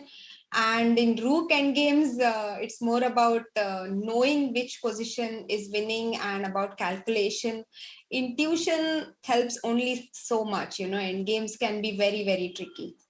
Rook endgame, especially, a lot has been said about rook endgames by the great masters of our game, and many people believe that all rook endgames are basically drawn, no matter how many pawns up or pawns down you are. There is always a way out, and so they can get so tricky. So, by the way, the Yeah. next round is about to start. So, let's just have a quick look at who all are on 100% score at the moment. Gukesh is on 100% with 2 out of 2. He has won his first 2 games against Zansaya Abdumalik and Polina Shuvalova. Both of them are international masters. No, Zansaya is actually already a grandmaster. She finished her title in Gibraltar in the FIDE Grand Prix. She crossed 2500, and so she's already a grandmaster now. And then there is Vincent Kimar, who's also on 2 out of 2, German chess prodigy. He won his first 2 games against Yip Carissa and Dinara, and Evander Leong Yes. also on 2 out of And the game between Nihal and Vincent has already has just kicked off with Wow. another Karakan. Do you think Nihal is going to repeat? Yes, I do think so. What do you think, Shri? You are his coach. I cannot. Yes, he did. He did. Helps to know him as a person, at least, if not. And also, with such a powerful and creative game that he played in the first round, there is no reason why he wouldn't believe in his handling of this opening. Yeah. Although in general, these things are usually it's pre-decided what you want to play in that particular Oh, day, and then it becomes very difficult to change it in between, if at all it needs to be changed for any reason. But there's a bit of difference between Abdusattorov and Kamer. I think Vincent. I think Kamer. He plays much more of Karakan. So he's not exactly new to this opening, and you can see that he's quite well prepared. He's played the first 9 moves very quickly, and Nihal is the first one to think. He has played Queen D6 with the idea of exploiting these weaknesses. I think White probably has to go Knight E2 here, and I think uh, whereas Nihal got a completely fantastic position against Abdu right from the opening. It was something like +1. Against Kamer, I think it's just going to be equal. mm-hmm. I see. So knight e2, knight, yeah. I'm just trying to look at the game, Nihal versus Abdu. and trying to understand where did he divert. I think black played queen d6 immediately, right? For e6. Yeah. That was Black the played queen d6 difference. He immediately. did He not did not take take it. on. So if you see what happened in the Nihal Abdusattorov game, White got this bind against e5. White did not let Black play e5. But if you see how the game is developed here, with knight d7, Black threatens to play e5, and White cannot prevent it with f4, because if you play f4, then Black just takes another pawn, and you're just losing too many pawns as White. So this is the basic strategy in this opening. And if black can get this e5 without problems, then black is usually completely fine. So here I think black is completely fine. And yeah, Nihal continues with bishop f4, trying to discourage black from playing e5, but black gets it anyway. So I think white will have some compensation, because if you see, white pieces are out there, whereas black's pieces pretty much in their domiciles. But yeah, e5, d into e5, knight into e5, queen b3. The game is still on. The thing about the opening here is Vincent seems to be really well prepared. He has 10 minutes 42 seconds, so he clearly seems to be knowing what he's doing. Yeah, he's really well prepared, and his coach is Peter Lecco, who is one of the expert commentators on Chess 24 and on World Class GM. Everybody knows his knowledge of openings is excellent. He was also Anand's second, right? If I'm not wrong. And he was also a world championship challenger to Kramnik in 2004. So, yeah, 2004. 2004 Yeah. At the 2004 it was. At Yeah, that time, 2004. I think Liko was maybe one of the best players in the He world. came very And close to defeating Kramnik and becoming the world champion actually in that match. So, yeah, and the uh, match itself was drawn 7-7, so he did not lose it actually. yeah, I think the rules were that the world champion retains the title, right? Yes, Was it? exactly. Yeah. So, yeah, an amazing player, and he has been the coach of Vincent for many years. Probably they are still working together. So Vincent seems to be really well prepared, and knight e5 on the board. Let's see what are White's options. Queen The e3 queen is clearly has. Yeah, sorry. sorry. Sorry. Queen e3 is a move that I would consider first, but it allows knight c4, I guess. Exactly. It allows knight c4, and then black gets very comfortable play with e5. Yeah, and now the queen is attacked. Bishop into d6 is not an option, because after knight into e3, both c2 and d6 is attacked. And if you just move away the queen, then black gets very comfortable play with e5. White might just be losing here. So I think we can reject queen e3 from here. So chat, where would you like the queen to go apart from e3? The queen is attacked. The queen has to move. What is your choice here? It's not a puzzle to solve, but I think your guess is as good as ours here. Okay, Nihal doesn't give that opportunity. He just plays queen c3, d4, queen into d4. We have a forcing line here, because black is going to take. Is black going to take queen into d4 here? But then white has bishop into e5. So maybe knight into f3 check is the move. Knight f3. If queen into f3, then queen d4. And if knight f3, then queen f4. Nice. Cute. Very cute tactic here. Yes. White's pawns are a little too loose now, and the king is a little vulnerable. I'm a little worried actually. Maybe queen f3 would be a better decision than knight f3, right? I think, yeah. Queen into f3, queen into d4, and now knight c3. I think this is how the variation should go for white.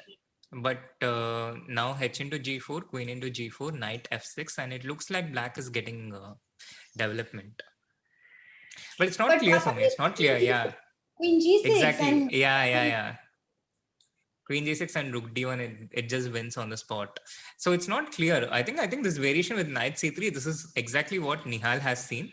And he probably considers this as compensation, because because of how his pieces are. Yeah, again, Right. as mentioned, these pieces still pretty much stuck. Are sleeping, fast asleep. Yeah, And also the pawn on e7, even though that's the extra pawn, it's isolated and it's not a very, not a pawn to be very proud of anyway. So that's okay. I mean, that's something white can manage, white can deal with, I guess. yeah, yeah. I mean, a pawn is a pawn, but still, it's not like the strongest pawn on the board. It's isolated. I mean, it will be weak at some point. You need to push it and then it will be weak. So white Yeah, is, but this is the critical position. Yeah, so knight into d4, and do you think black has anything apart from knight into f3 check? he has knight d3 as well, but that would not make much sense because if you can get the pawn and win the piece, then that's what you would like to go for. Yeah, completely agree with you. Also this just allows white a lot of attractive things. Yeah,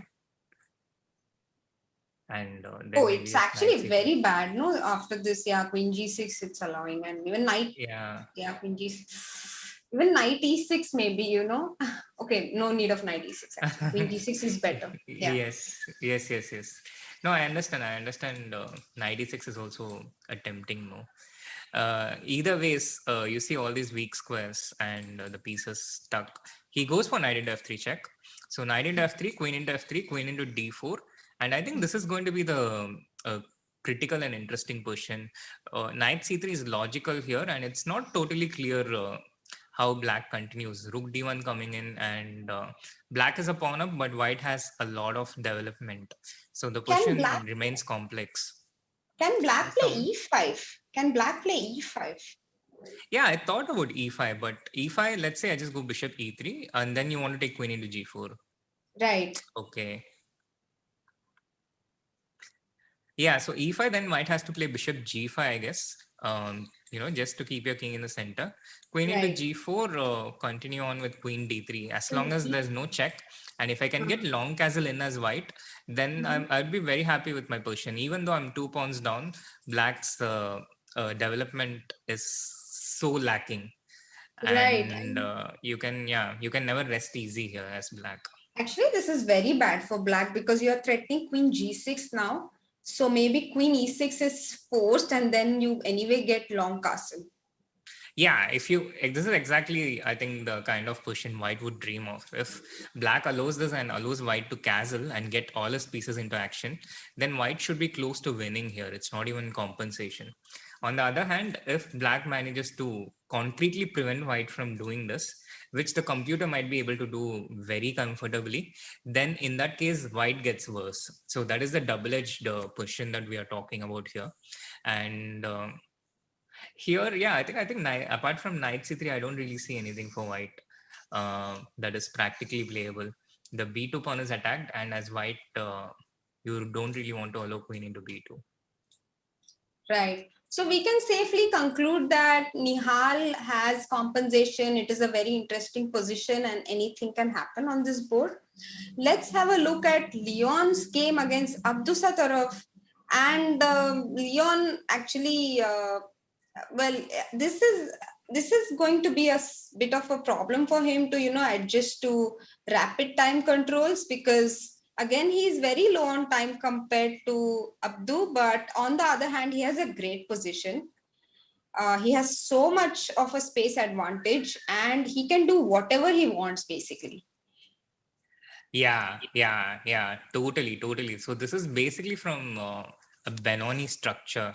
The black pawns on e5, d6, and c5, combined with this dark square bishop on g7. It's a hybrid between the King's Indian and the Benoni, but this is more towards the Czech Benoni types of structure. In these type of positions, white has so much more space, as you said. So white can play on the queen side, white can play on the king side, on the center. Everything, it belongs to white. Black has very limited options because he does not have pawn breaks. b5 is well controlled by white, and f5 is also very well controlled by white. So just play king g2 here, and if black plays f5 in these types of positions, which is actually what happened in the game. But this does not look good at all for Abdusattorov. I think e into f5 is very strong. The thing about these things, when you take e into f5, black wants to be able to take g into f5 strategically to keep control of the e4 square. But here he's not able to do, because white can just take rook into h5. White not only wins a pawn, but has all his pieces entering and invading black's king side. And on the other hand, if he takes with a piece with the bishop or the rook, it's strategically suicidal because it allows white to play knight e4. Once white gets a position like this against this pawn structure and this bishop, black's bishop is completely doomed. So if you see this picture, if you see the picture of this position, the bishop on g7, the knight on h7 will never get into the game. And there's nothing black can do to rescue them, from the prison.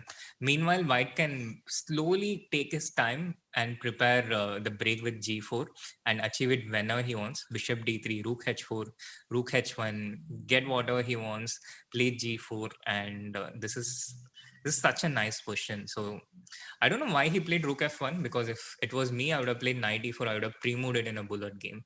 It's strategically so tempting. This allows black to play e4, which Which he didn't play. he plays queen e7. But why allow knight e4? I mean, why allow e4 and why allow knight e4? Okay.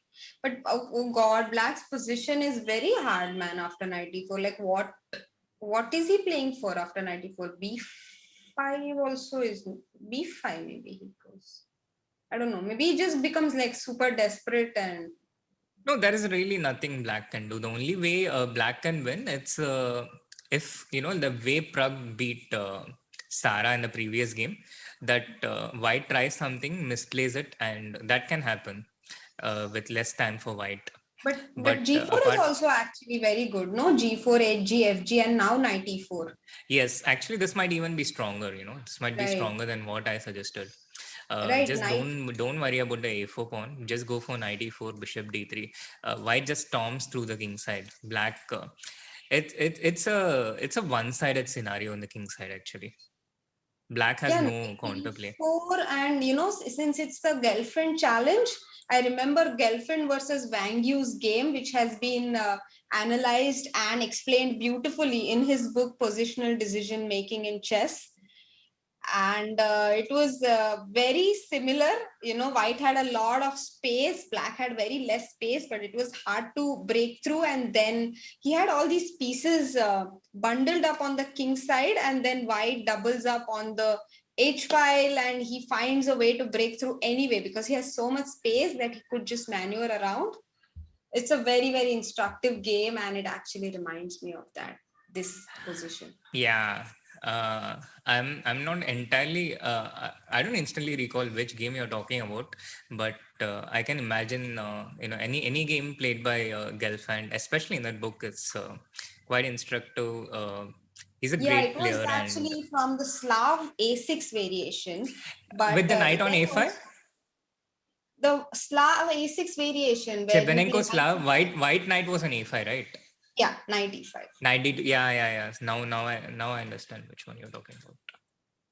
I mean, it was not the same structure, but it was basically a very closed position, and with the play, all the play happening on the king side. Yeah, I understand what you're talking about. Strategically, it's similar. And Leon, even though he has only 1 minute remaining, the position is so easy. I think black will play rook f4 here. What do you think? Rook f4, yeah, probably the only chance. No, rook f4 is a wonderful move actually. Yeah, because white threatens to play queen h2, and black has to do something like this to get these pieces into action. So rook f4, the point is it opens up this bishop, and white cannot take queen into f4 because of bishop e5. And it also blocks the e3 bishop, so you're threatening knight g5, right? Yeah, so white probably has to take this and then move away the king. I think he has to play this, but now as you can see, it's already opened up a bit, and the game has become complex. It's not as one-sided as it appears with the bishop's exclusion from the game. Right, I think he'll go for rook f4, man. I mean, how long can you be passive in this position. Rook f4 makes a lot of sense. Oh, he plays rook f7. Okay. Okay. One thing I have learned about Abdu from this game is that he's incredibly patient. I would have definitely gone rook f4 here, um, it just No, I think seems his point is white doesn't have a way to break through here, yeah, and his right. opponent has only 1 minute. You want to try and make some knight f6 check work, but it's not coming immediately. But And why can't meanwhile, he I think play he, queen h4 and knight f6? yeah, queen h4, exactly, queen h4. Queen h4, maybe he plays b5 and tries to create a passer here. Oh, okay, okay. b3 takes a5, and here again, as white, it's not as one-sided. You'd prefer to have an a pawn here. If there's an a pawn, then it's pretty one-sided. Leon just plays b3 just to protect against all this b5. But yeah, the confidence, it's also a thing of confidence. I think Leon, he needs some time to build this confidence. When you're confident, a5 is such an ugly move. How? Maybe, Wow. but he wants to play a4. But that's not how you create a passer, no? You have to play b5, you have to take the pawn, and that's how you create a passer. Wow. I think he's going to play b6 on the next move. Just hold. Hold the a4, position. he will play a4, I think. You think he's going to play a4? Okay. I think he's going to play b6.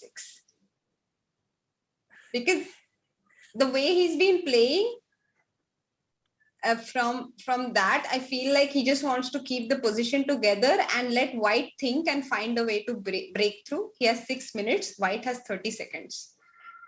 No, but honestly, I think Abdu's play has just been bad today. Mm-hmm. After beating Nihal, he also did not have a good second round. He drew Right. against Zhu Jainer from a completely better position. Mm-hmm. And this game, his play has been very low quality, I think. Right. He just I'm goes actually, bishop. Yeah, he yeah. did play b6. You're right, Soumya. He played b6, queen h2, and bishop c8.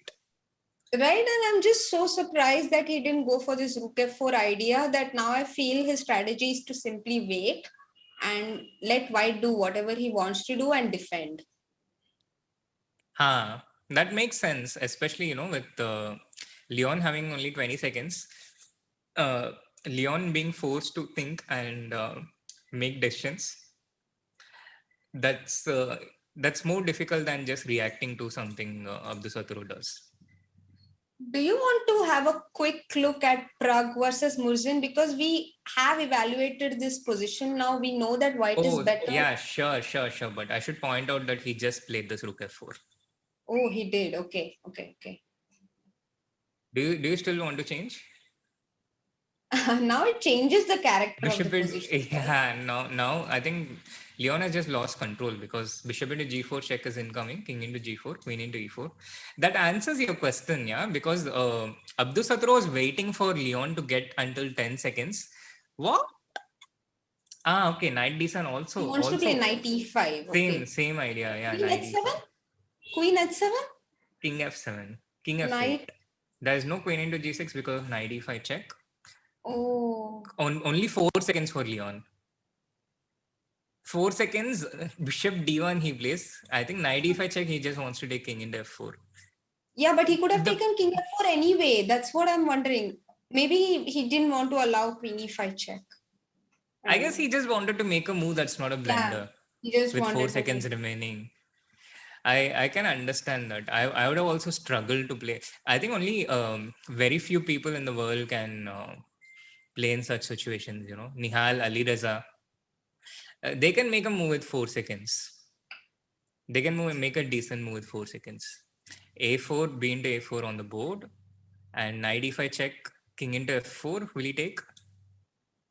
Knight into c4. No, I think Leon will collapse at some point in this game with the blender because he's not used to playing with this 4 seconds. He doesn't have that practice. Yeah, because knight c4 also threatens a lot of now suddenly there are a lot of threats, no? Yeah. The king is so exposed. The king But is so queen open. g6. Leon is finding good moves, no? Queen g6 is a good move. Uh, Yeah. True. Queen e5 check, yeah. king f3 the only square. Queen into d5. Five. And now he has to make a decision. Now he has Maybe rook knight f1. e5 check is a threat. Oh, rook f1, knight d2. That would be an epic blunder. So Yeah, king g. so he goes king g3, not a blunder, it's not yet a blunder. Still, and rook f1 check is incoming. So now Abdu has to be resourceful and set problems. Queen d3 check. Maybe queen d3 check, king h4. Queen d3 Yeah, check. queen d3 check. You should be careful not to blunder with bishop f3, which is a very tempting move because that would allow queen into f3 and knight e5 check. He has played queen d3 check. 4. Come on, Leon. He He plays has king played h4 h4. No, it's hard with to 1 find second on his black as clock. well. What does With black 1 play? sec. 1 second. No, but I think now black can make a move because what will white play if black No, but now passes? d5 queen c6. d5 queen c6. Oh, bishop c2. Yeah, this is the collapse. This is the blunder. What? Queen e2. Oh, okay. So queen into c2, there's rook f1 check. So What? he goes queen e2 and Queen he e2? blundered mate in 1. Knight g3, queen g4. What? Oh my god. Ouch. Oh, this is crazy. This game was crazy. Oh my god. Yeah, absolutely. Once again, it's a question of Abdu playing the psychology of his opponent. A very bad opening and a very bad position, but he backed himself to mess things up in the complications. And in this position, honestly, I think I don't think many people in the world would have managed to defend this against black. Yes, the computer was showing +5, but the line of the computer, no human in the world would have found it in 2 seconds. Oh, this is So +5. What are you saying? But it's completely crazy, this position. Why would it be +5? I thought queen c6 was the move here. Does this work, queen c6? I didn't check I the thought move. that I was the just checked the problem with d5 evaluation. actually. Like I was trying to understand like what black would play, but maybe bishop a6. No, queen a8 check. Yeah. No, this So the position queen is c6, the completely crazy. computer shows Maybe 0.00 bishop g4. after Oh, this. Shri, no. Maybe bishop g4, Shri, instead of no, bishop into g4. No. Bishop into g4 allows the bishop to come in. Yeah, Queen sorry. c8. Yes. Yeah. But yeah, I mean, practically, I think Leon had no chances. Yeah, with 5 seconds. Yeah, Meanwhile, this was very tough. which live game? Nihal's game is crazy, by the way. He's Nihal's winning. game and It's 30 seconds versus 11 seconds. The Nihal's black king is king. out, exposed. Wow. And no, I What think Nihal happened? will win this. Yes, I mean, he's winning in material, on time, on the Yes, position. and Keimer is also not your blitz bullet guy, He's more of a classical player. He does play a bit of blitz and bullet, but not like these other kids. But yeah, in terms of position, maybe even rook into e7 check wins here. Rook e7. But why rook e7? Bishop e7. Why not rook g2? Yeah, but how do you win here?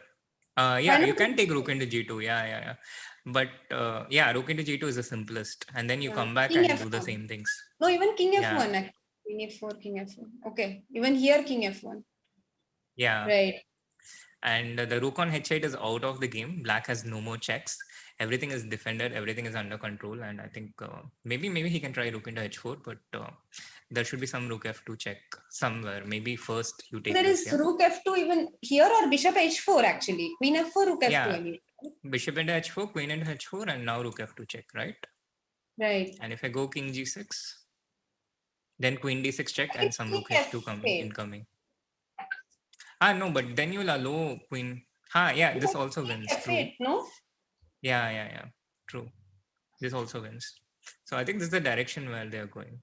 Okay, queen d3 also wins. I mean, everything wins. Yeah, everything wins. True. Queen d3, king g5, rook c5. So I think here there will be a king h6, then just king e2 or king g2. Yeah. No, king King g2 runs e2 into looks queen queen g5 check. g5. Yeah. And rook c2 maybe here. Queen e3 check. Okay. Nihal is having only 6 seconds, by the way. So still game is on. Opponent And has still two. some.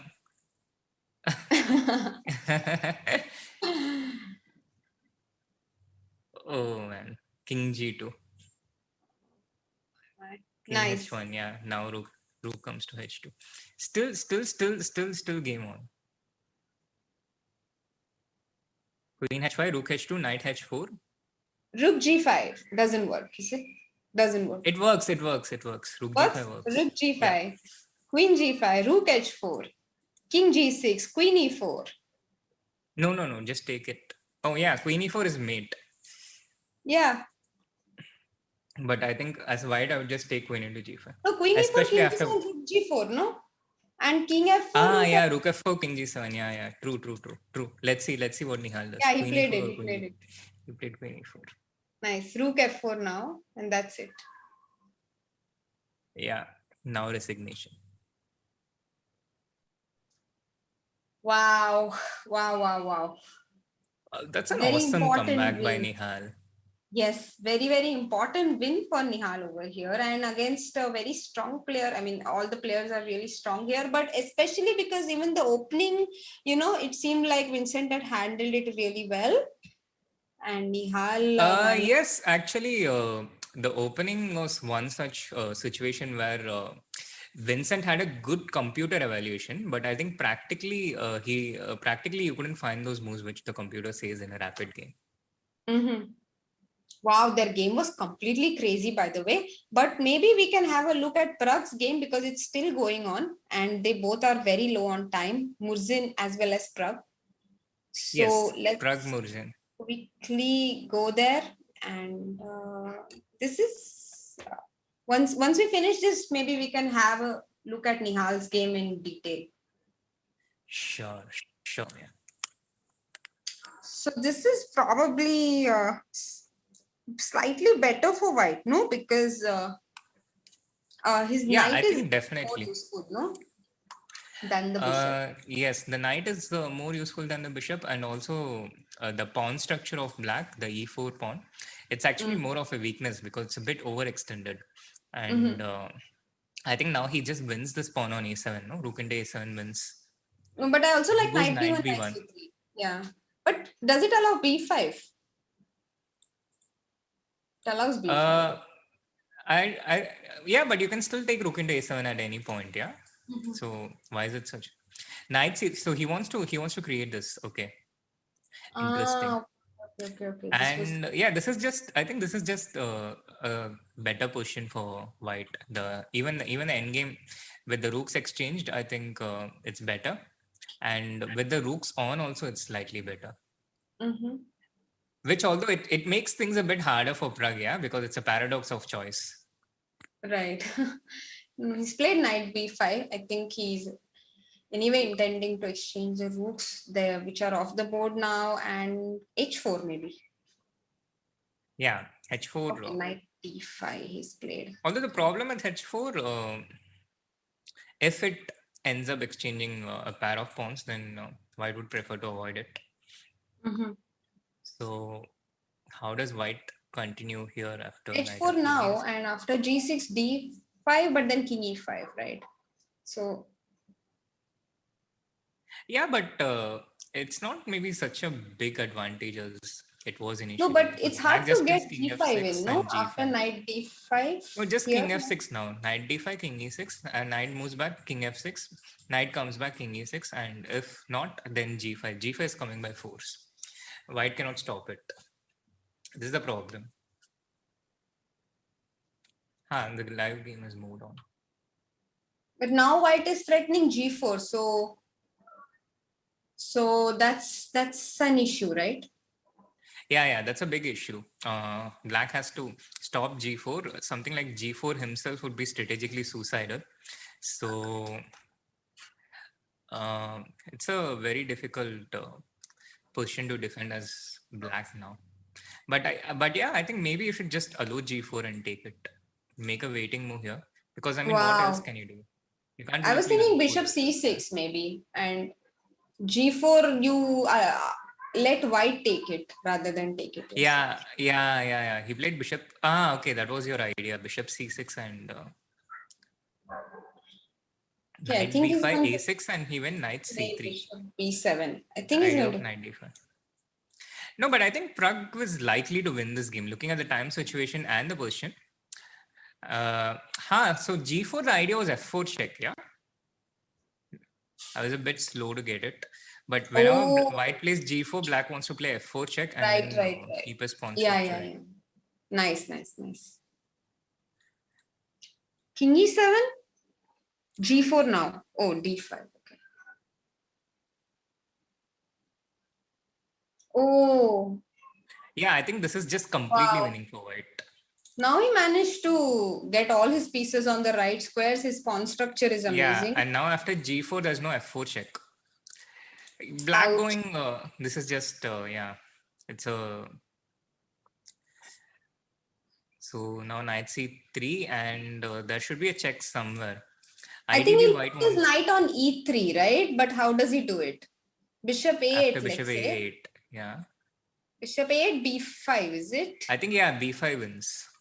Because after A into Bishop B5, A8. knight into B5 check, the white king enters. If black plays A5 himself, maybe white can even play B6 and then play knight B5 check. And then Right. lose. So I think B5 is very powerful here. And he has played it.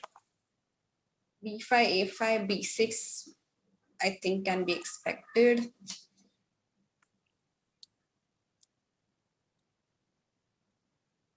Yeah, and then knight B5 check. King E5. And Looks like a clear pawn to win B6. Yeah, I think it's a clear because win. once King E5 comes in, then you are literally picking up every pawn of blacks. Yeah, also, you can also just take this pawn first with king c5. After knight b5 check, king d7. I think it's a very, you can also, I think, play king c5, take this pawn first, and then come back and do the same thing. Right.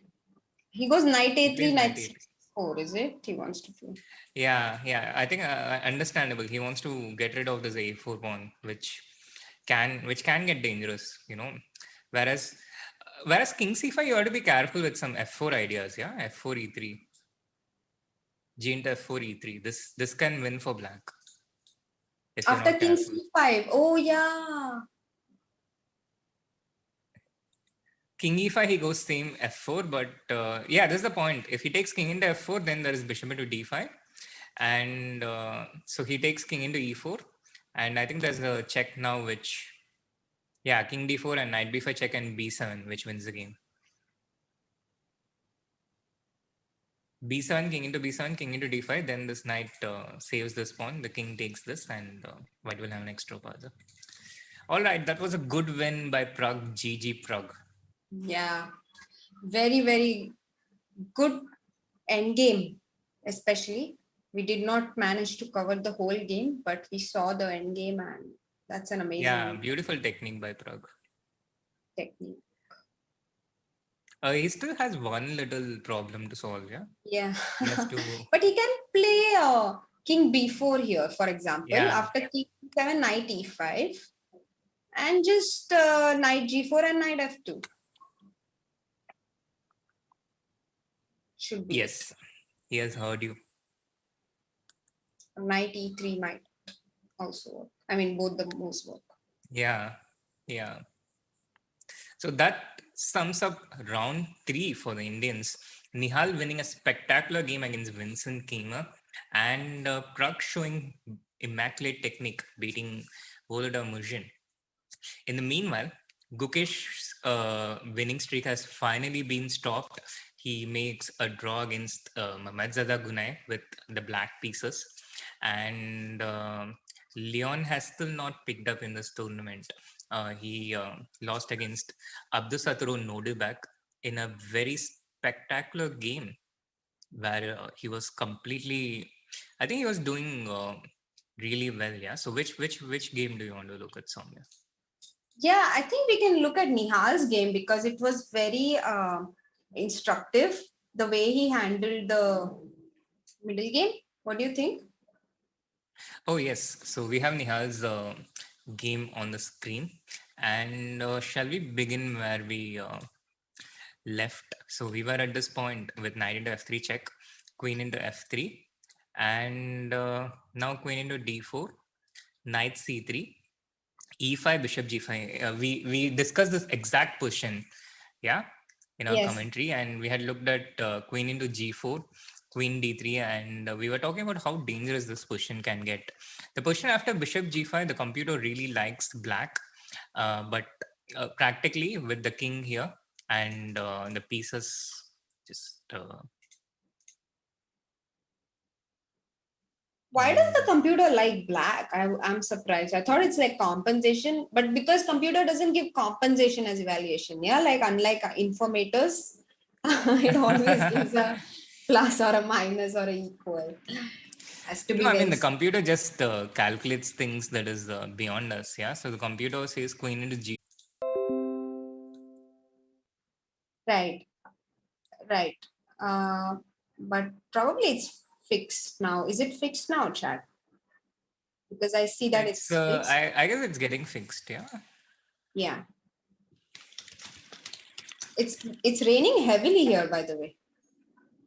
in Mumbai. Yeah, it's like huge rain. Mumbai rains have started. Yeah, it's fixed, Nice, right, nice, guys? nice, Yes, yes nice. for what? Yes for the lag or yes for the fixing of the lag?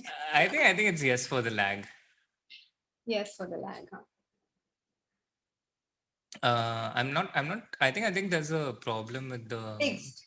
They're saying frame. fixed. Okay. Sushma says it's fixed, and Harish as well. Okay, we can go by what our chat is saying. Got it. Thank you so much, chat.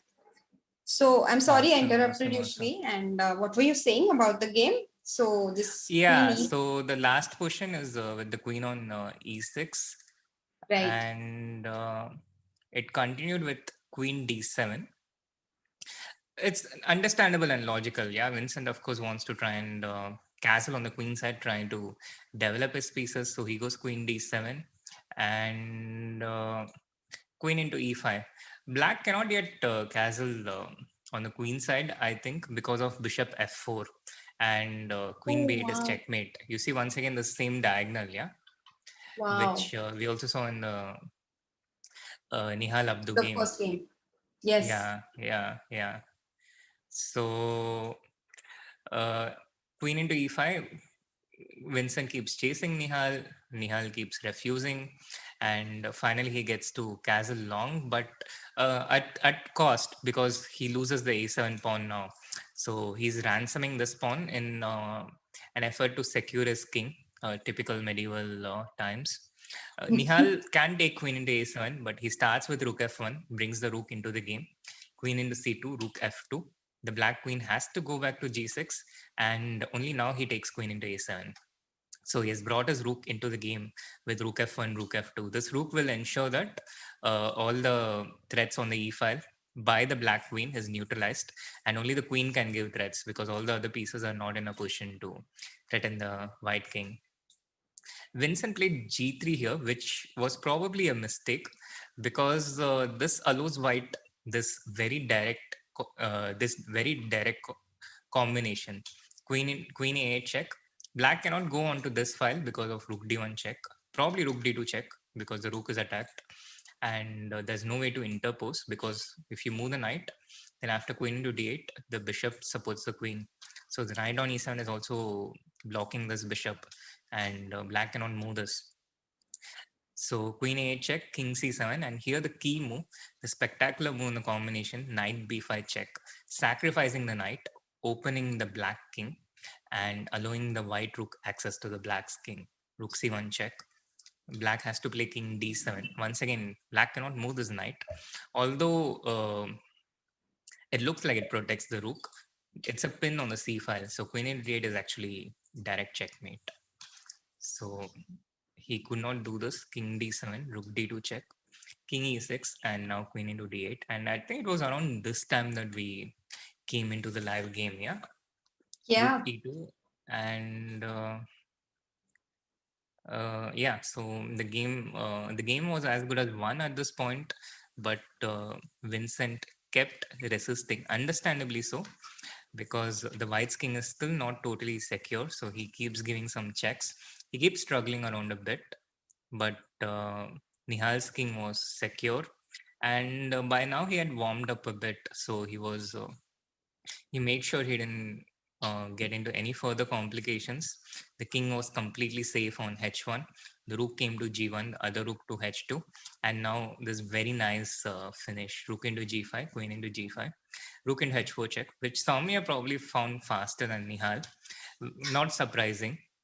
King g6, queen e4 check, king f6, rook f4, king g7, and rook g4. A very nice finish.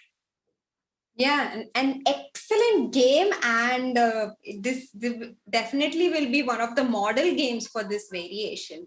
I'm sure when people will study this line as white, they will refer to this game as well as the first round game of Nihal's to understand how to handle this variation with white. Absolutely. It's a fantastic weapon for this rapid slash blitz formats. And the next round is about to begin in, I think, less than a minute. So we can quickly go through who players are playing in the next round.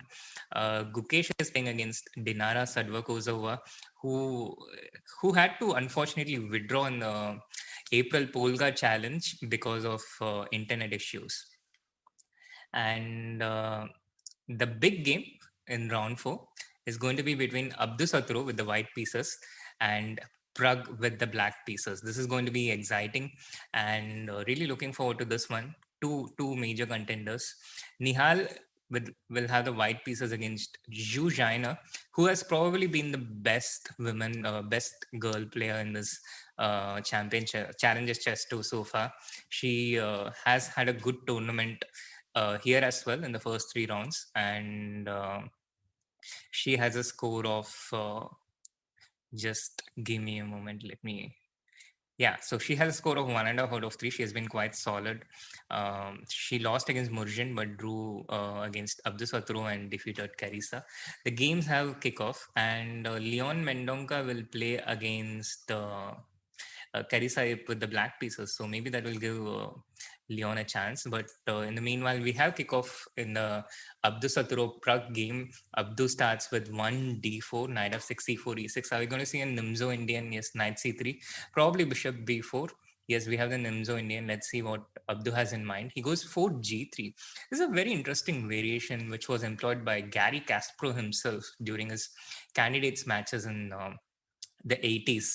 And the point is, in general, after g3, white allows black to take and spoil his pawn structure on the queen side, but instead focuses on developing the bishop to g2.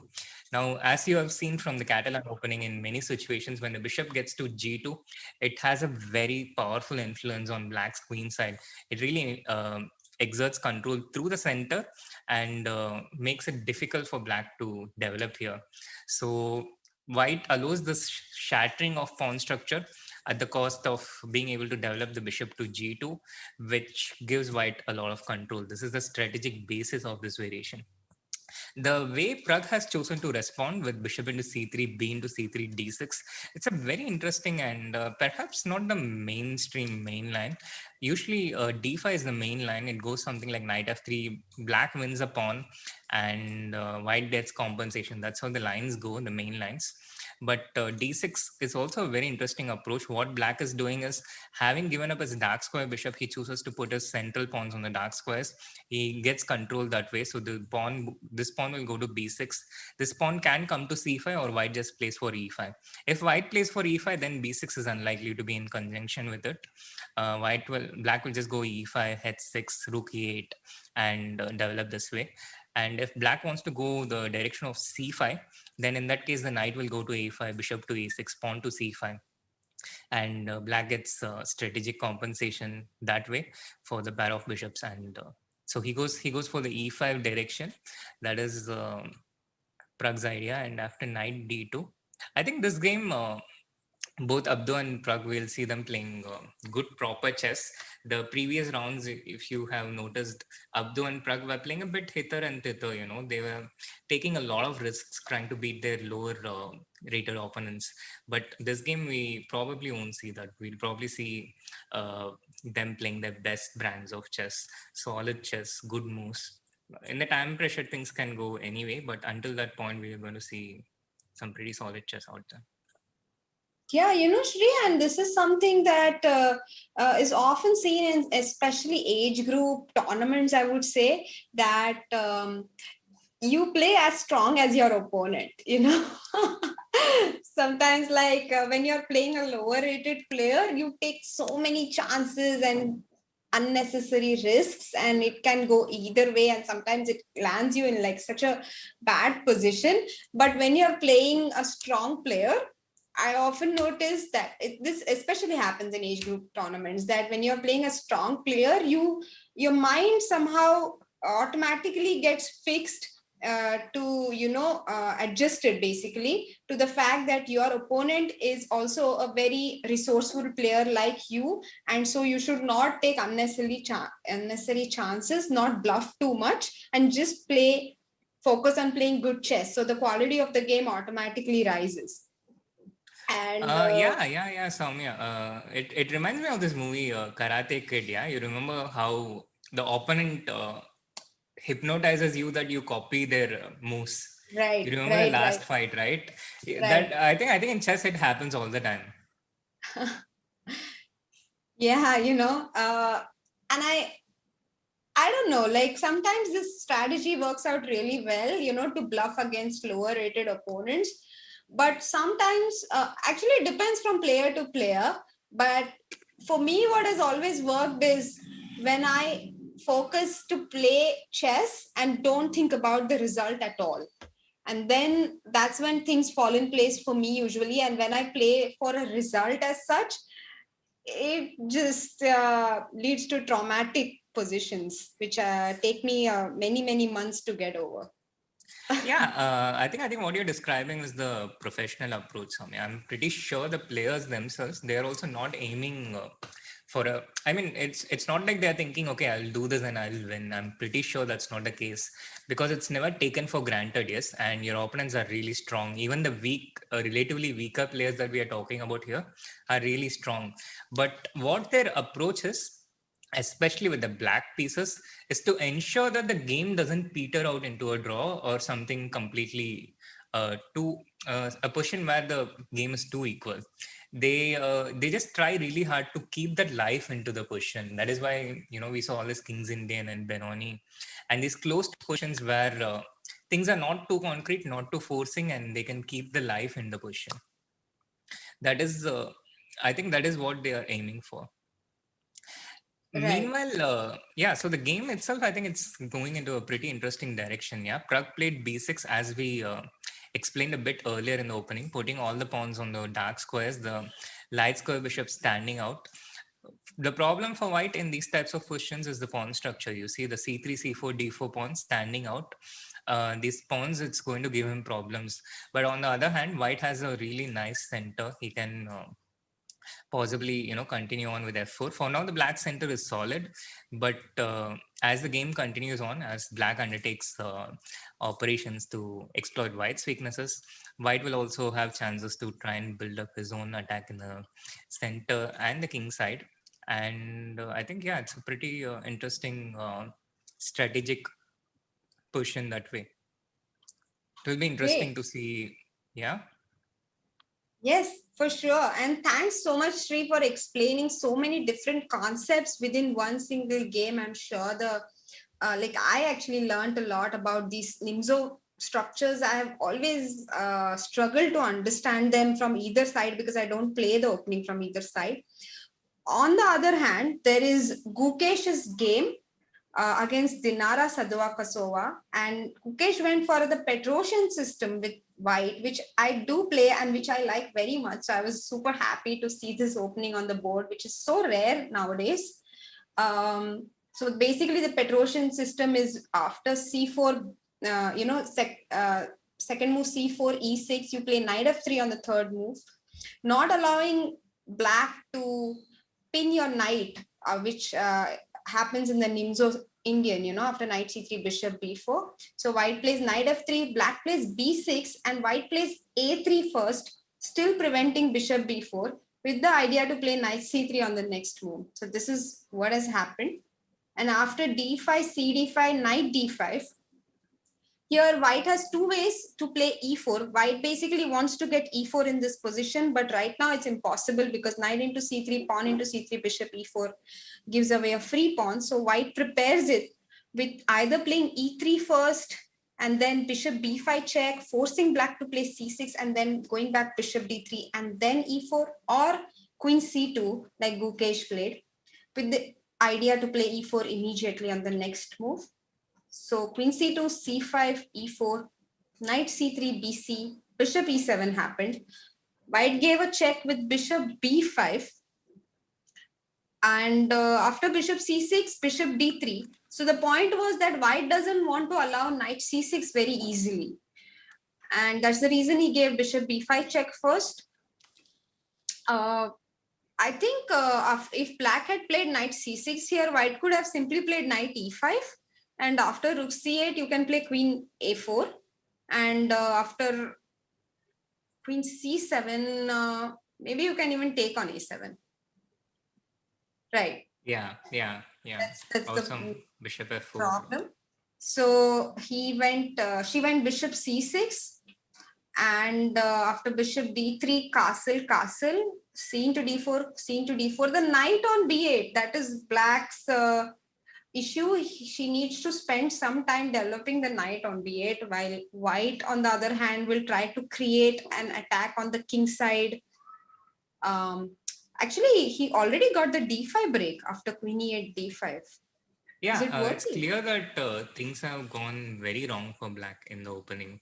I don't think she handled this the way it should be. I think bishop e7 in the opening was a big mistake. As you pointed out, this allowed bishop b5 check, bishop c6, bishop d3, already making development difficult for black on the queen side. And after castle, c into d4, c into d4, you have to be careful as black in these types of openings because white gets a really good center.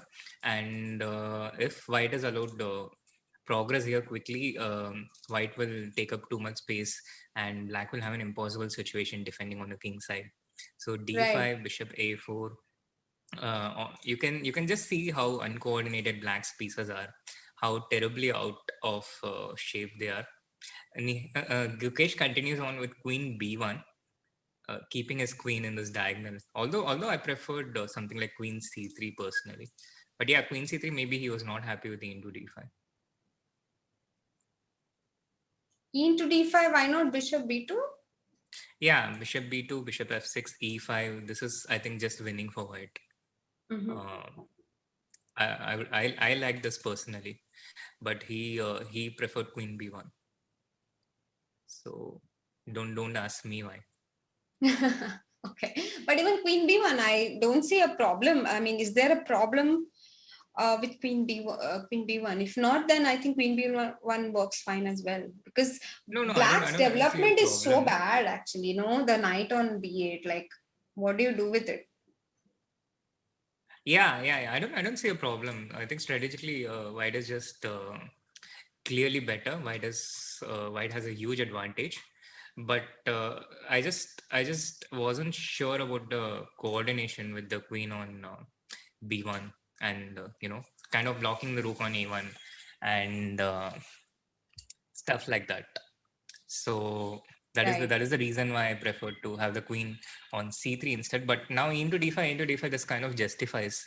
So the rook comes to e2 from e2. This rook comes to e1. I think we're going to see a very quick win by Gukesh. I feel envious that Gukesh has such a nice position. I want to go there and play this as white myself. This variation is so much fun to play with white. I love playing it because you get these nice pawns in the center, you get these bishops on these long diagonals, and you can create a lot of stuff around. By the way, you will be very, very happy to see Leon's board right now, not because of what Leon has played, but because of what Carissa played in the opening. It was a Catalan, and it is a very, very typical Catalan position. This bishop g5, rook d1. Is this called as the Gelfand variation, if I'm not wrong? Because Boris Gelfand played this idea many, many times. Quite possible, quite possible. I'm very bad with names, Soumya, so forgive me if I can't confirm that. I honestly don't know. But I don't like this move E5 by Karisayap. I feel it's a bit committal. It gives, in these types of pawn structures with the pawns on E6 and C6, white pawns on E4 and D4. You see this in French, Caracas, and many 1D4 structures. So in these situations, when white plays E5, you always get the D6 square and you always give up the D5 square in return. In this particular instance, white need not hurry with e5. White can, afford to wait for it because white has good control. Black is not going to get c5 in any time, nor is black going to be able to play e5.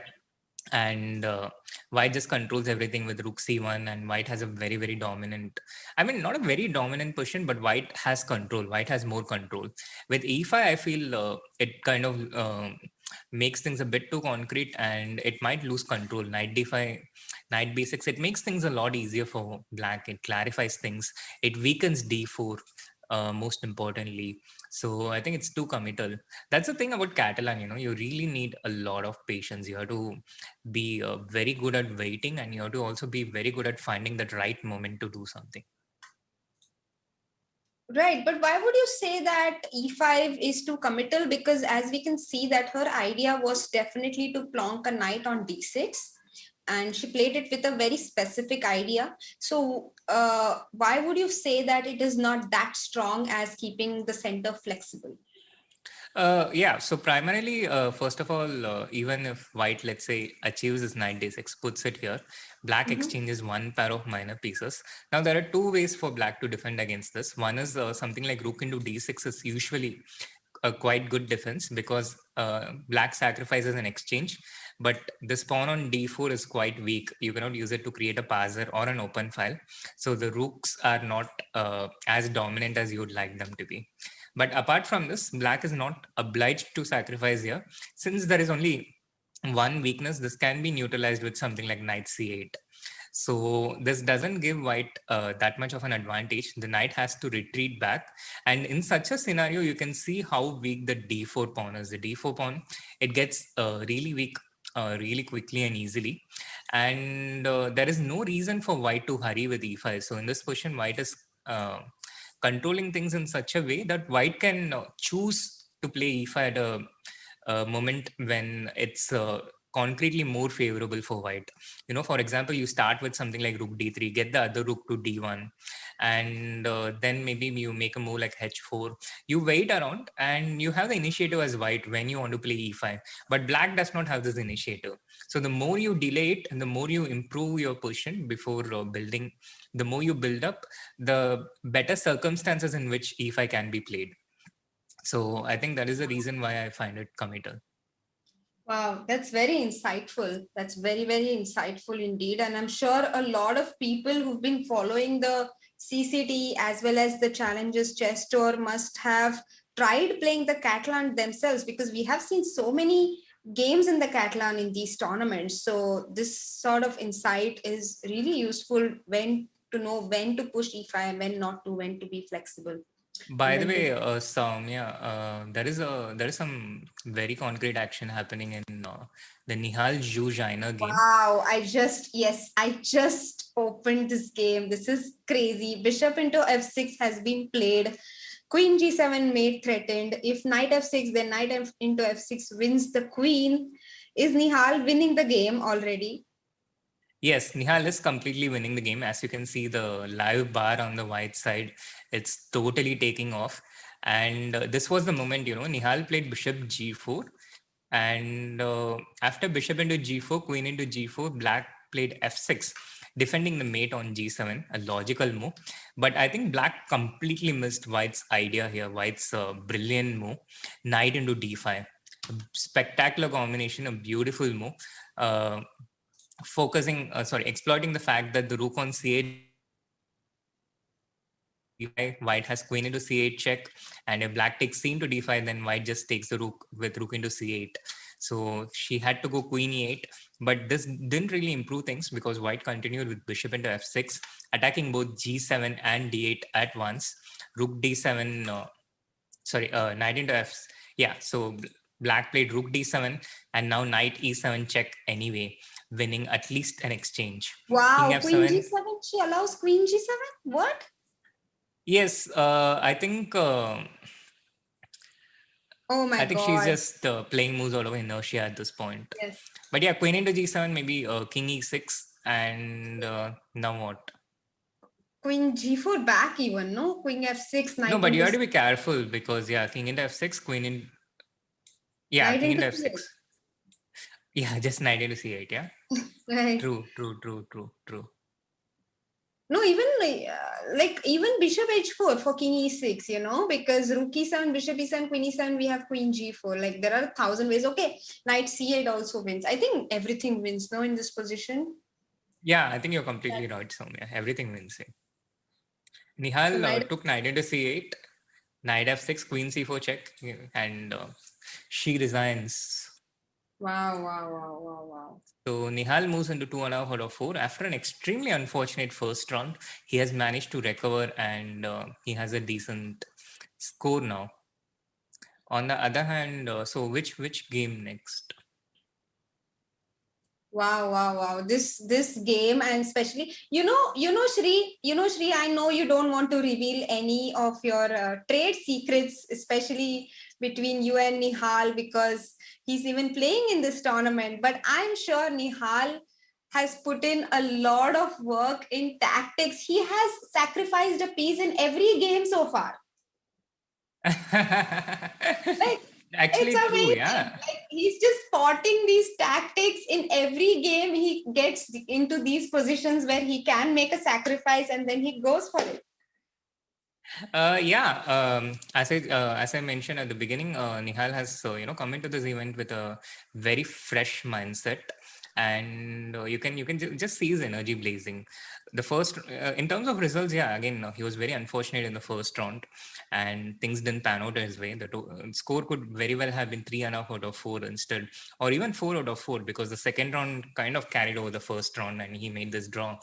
But you can just see it in his game, the freshness and the energy. I think it's at a higher level than it was in some of the earlier events that he played, and I expect it's going to be I expect he'll do quite well in the events that he's playing in this month.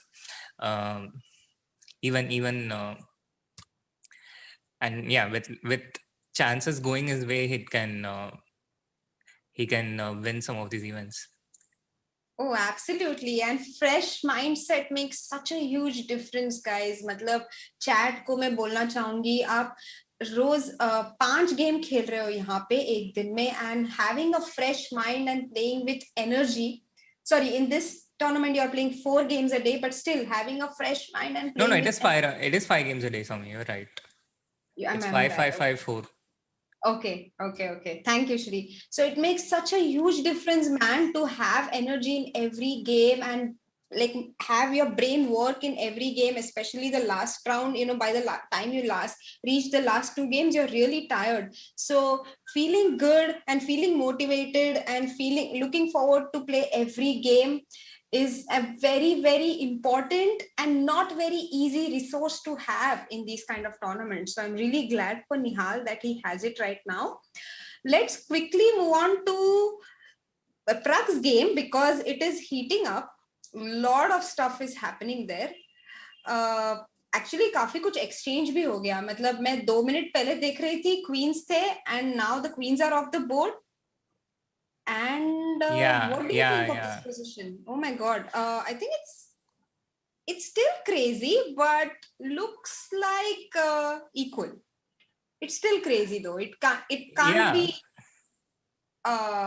can't be dead equal, this position, because both the players are fighting for something. completely agree with you. It's not dead equal for sure. It's an opposite color bishop, but with the involvement of rooks. White has this pawn, black has this pawn, the D pawn versus the E pawn. And it's likely to be 1 versus 1. Right now, the pawn is connected, but white will play D6 in the next move. I mean, at some point. So this pawn will come to D6, but it's securely protected by the rook and the bishop. And white also easily protects the E pawn. At the moment, Abdusattorov is putting a bit of pressure on Pragg because Pragg has less time, and it's up to Abdu when he wants to play D6. Pragg, yeah, he forces it. he forces it, and we have this position which I was talking about. I think Pragg is completely safe here in terms of position. He has a bit of less time, but it's not easy for white to create a lot of problems here. So I think Pragg is safe for the moment, and he has enough skill to be able to defend this. I think that's my first impression of this question. Right, right. And yeah, I would also, I just feel like black is pushing a little bit here. I don't know why, but I just like the rooks, and the king is a little more unsafe. White's king is a little more unsafe than black's. Actually, black's king is super safe, and one of the reasons for that is white's bishop on a3 is doing nothing but to protect the pawn on d6. Whereas white's bishop on d7, it's blocking the d6 pawn, but it can also, at some point create some threats against white's king by going to the a8 h1 diagonal if required. And I think that's what makes the difference in this position. Yeah, true. The bishop on a3, not really able to create anything on the g7 pawn, and the white rooks are also not active on the open files at the moment. It's not easy to create or generate these things at the moment, and black also has this counterplay with rook f8 and e3 and e2 coming in really quickly. It's going to take a lot of skill from Abdu to create something from here, which I'm sure we'll see in action, because he's good at exactly that. Rook e8 with the idea of rook f5 and rook f3 coming in. With king e3, he securely protects himself against the e passer, not allowing it to march in the immediate future.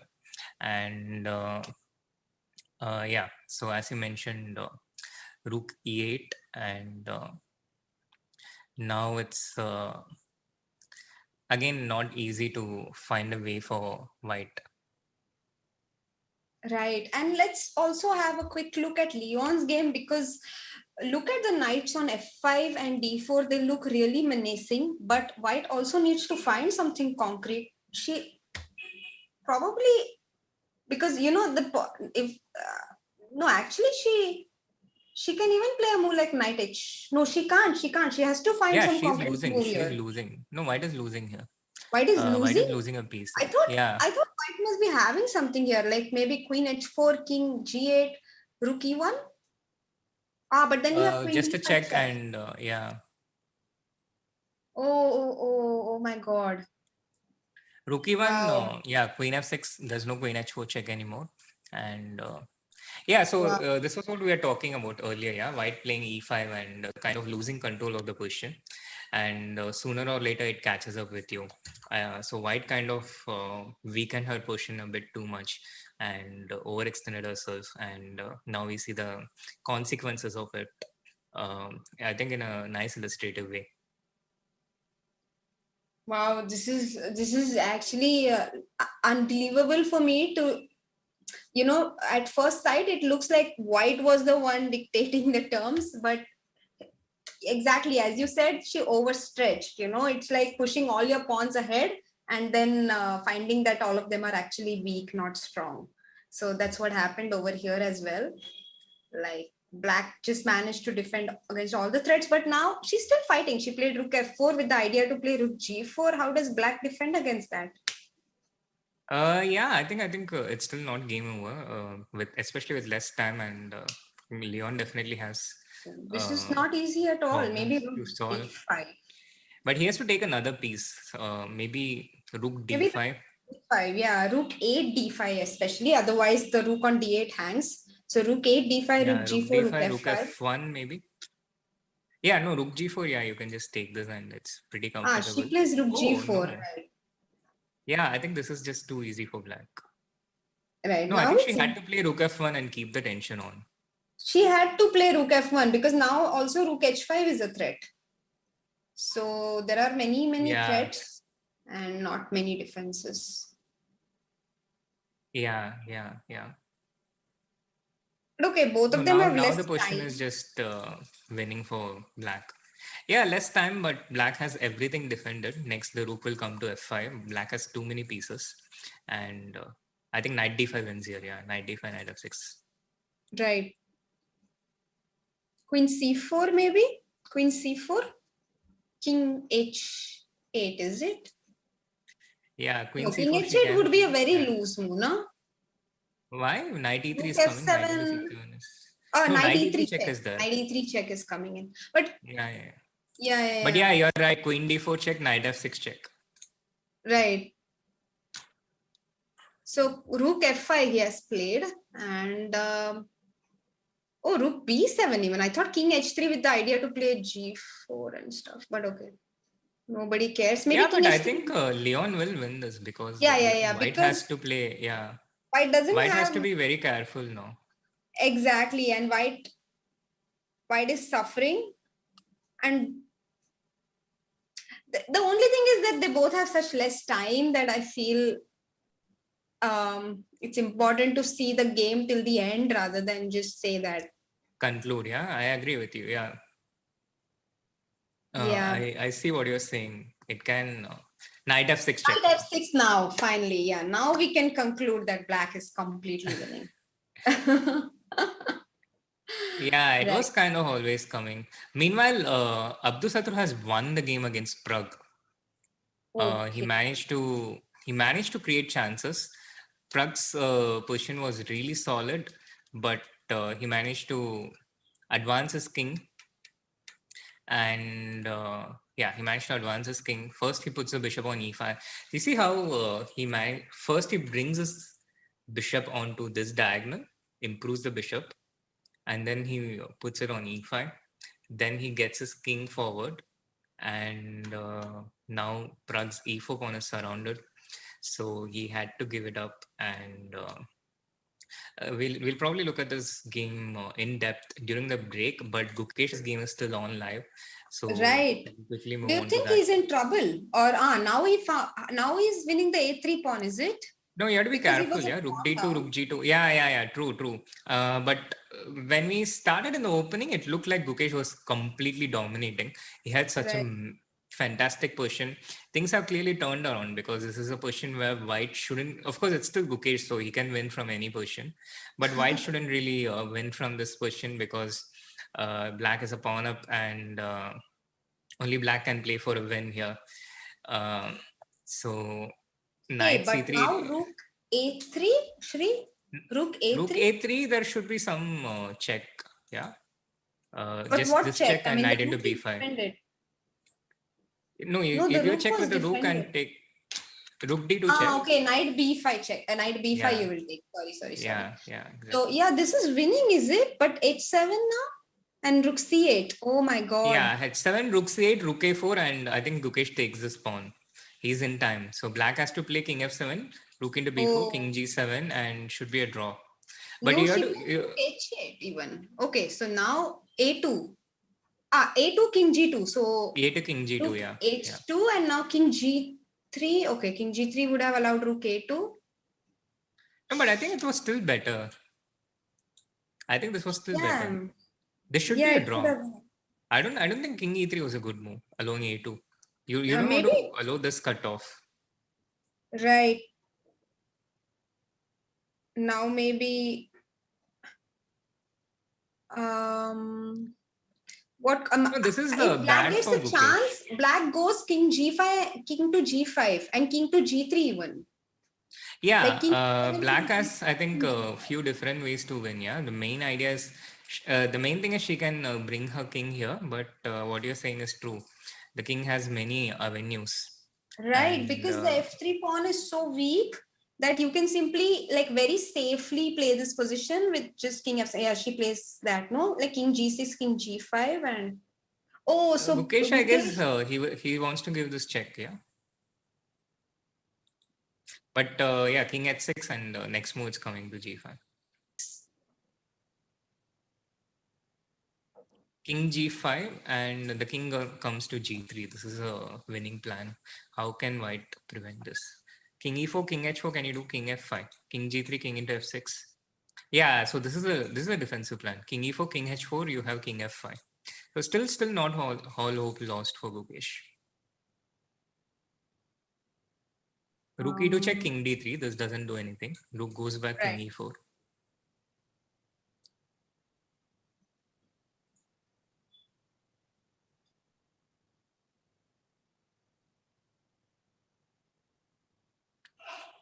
And I'm not sure if this idea wins for black. Yeah, she goes back.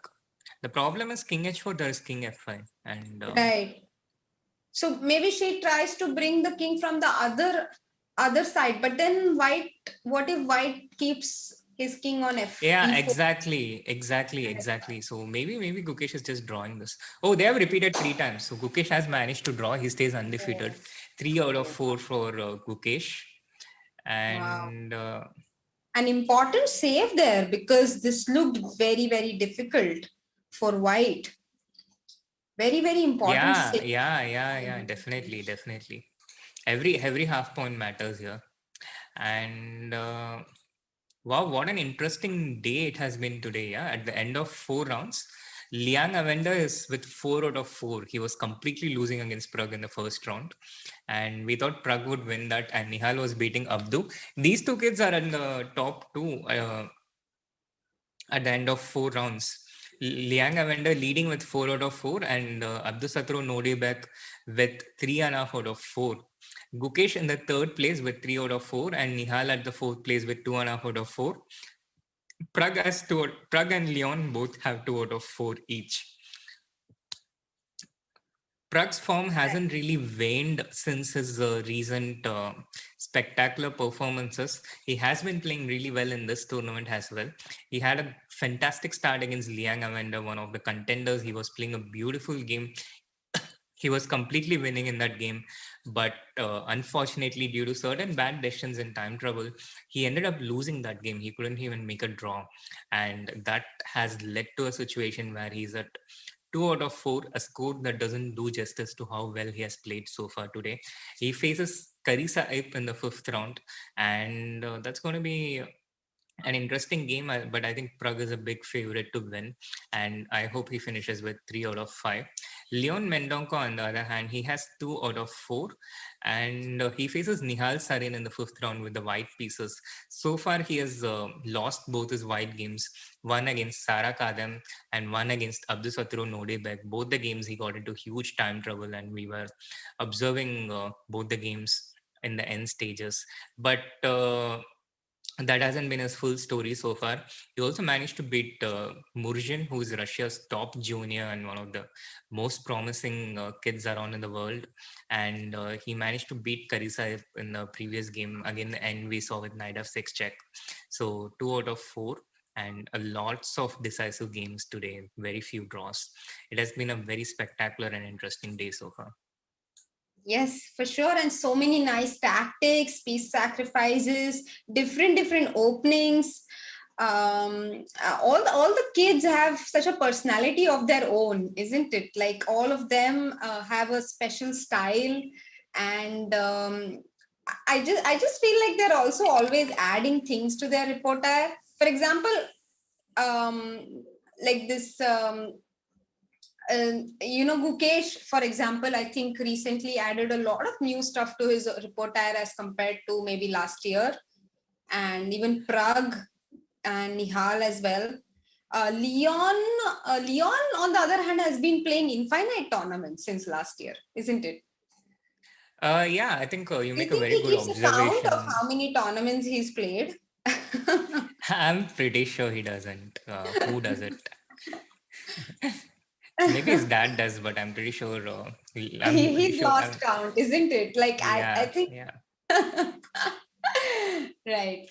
But yeah, the thing with these kids, they watch some live games, an elite player doing something, and then they immediately replicate it in the practice games in the Blitz online. So their ability to accumulate new variations, to absorb new things, it's very fast and fluid. They are quite fluid, and they don't get bogged down by saying that this is who I am and this is what I do. They are quite fluid and um, capable of change that way. I think that's a big reason why they improve so quickly, because of how quickly they can absorb new things and learn them. Yeah, absolutely. And Shri, chess is so vast that if you just stick to like one opening your whole life or two openings your whole life, you miss out on so much. It's like how they say in life, you should live life to the fullest. the same way it's about chess as well. Chess is so beautiful, so diverse. There are so many ways to approach chess. And if you just stick to one thing your whole life, you miss out on the others. So you should try more stuff. You should experiment with more stuff, and then you'll be able to enjoy everything in all its glory. Absolutely, absolutely. In that sense, life imitates chess. And meanwhile, to the chat, do like the stream and subscribe to the channel if you haven't. I just realized that we haven't made this call all day today. Oh, we should. And also, also a Yes, quick, Janta, it's free to subscribe, and it's very important that you guys subscribe to the channel and like the stream so that more people can join in and listen to us, and you can also interact with more people on the chat. So that helps as well. So it's a win-win situation for everyone. Let's support our junior players by liking the stream and subscribing to the channel, guys. And I also wanted to do a quick roundup of the round four. Not we have been focusing a lot on the Indian players today, but there were a couple of interesting games from otherwise. For example, there was this game where Badalka was white and Mamadzada Gune was black. It started as a Reti system, a normal opening, and white got a good position with f3 with good center and all this. It was around this point, but here white completely lost track of the game. Things went very bad very quickly. She played queen d4 and continue on with knight c3. Around this point, it looks innocuous, but the problem is white has made this pawn structure change with d into e5. So white had to back it up with something properly concrete. White wasn't able to do that. And in this position, after queen d4, bishop a6, black gets this bishop to c5 very quickly, which prevents white from castling. So already with this bishop on e6, white cannot castle. And with the black bishop coming further to c5, it makes it even more harder. So she tries to castle on the queen side with bishop f4. Black makes it difficult for white to do that. She played g5, and I'll just flip the board. So yeah, so she played g5, bishop e3, bishop c5. Now white just wins this pawn. Sorry, black just wins the e5 pawn. Queen d2 takes, knight to e5, and now white cannot either castle on the king side nor on the queen side. So she played bishop f1, and after bishop into f1, she actually resigned at this point. It was a 17-move game, a very, very quick game, and a very quick win for black. Oh, I'm not sure if she resigned or she lost on time, because it says 0.00 seconds. Oh, yeah, that's also quite possible. It's quite possible that she lost on time. Yeah, because it's unusual to resign in this position. No, even if it's bad, you would still want to fight a bit. So she probably lost on time. That would be my guess. Yeah. That makes sense. But I think this is probably the shortest game of the day so far, right? Gunai Mamadzada has been having an excellent run. She finished third in her first ever women's Grand Prix in Gibraltar. She had an excellent performance there. Yeah, like even here, she's been playing really well. She's on how many? 2.5 out of 4? She's on 2.5 out of 4, actually. Yeah. She's been, so she's at the 5th spot right now. She's in the joint 4th place, and she's very much among the top. And also there was this spectacular game by Leong Avenda against Janjay Abdul Malik. So this started with one knight f3, knight f6, c4, c5, knight c3, d5, all normal moves. And since black commits d5 very quickly, directly challenging the center, here white took c into d5, knight into d5, e4, knight b4, and bishop c4. This is a very interesting variation. White allows black to play knight d3 check, allows black to spoil white's king. The castling, and instead white aims for a rapid development and a good center. So king f1, and black continues with knight d3, not allowing white to play d4 or d3, and not allowing to develop the c1 bishop. And now look how creative white got as rook into the game. How creatively white got his rook into the game.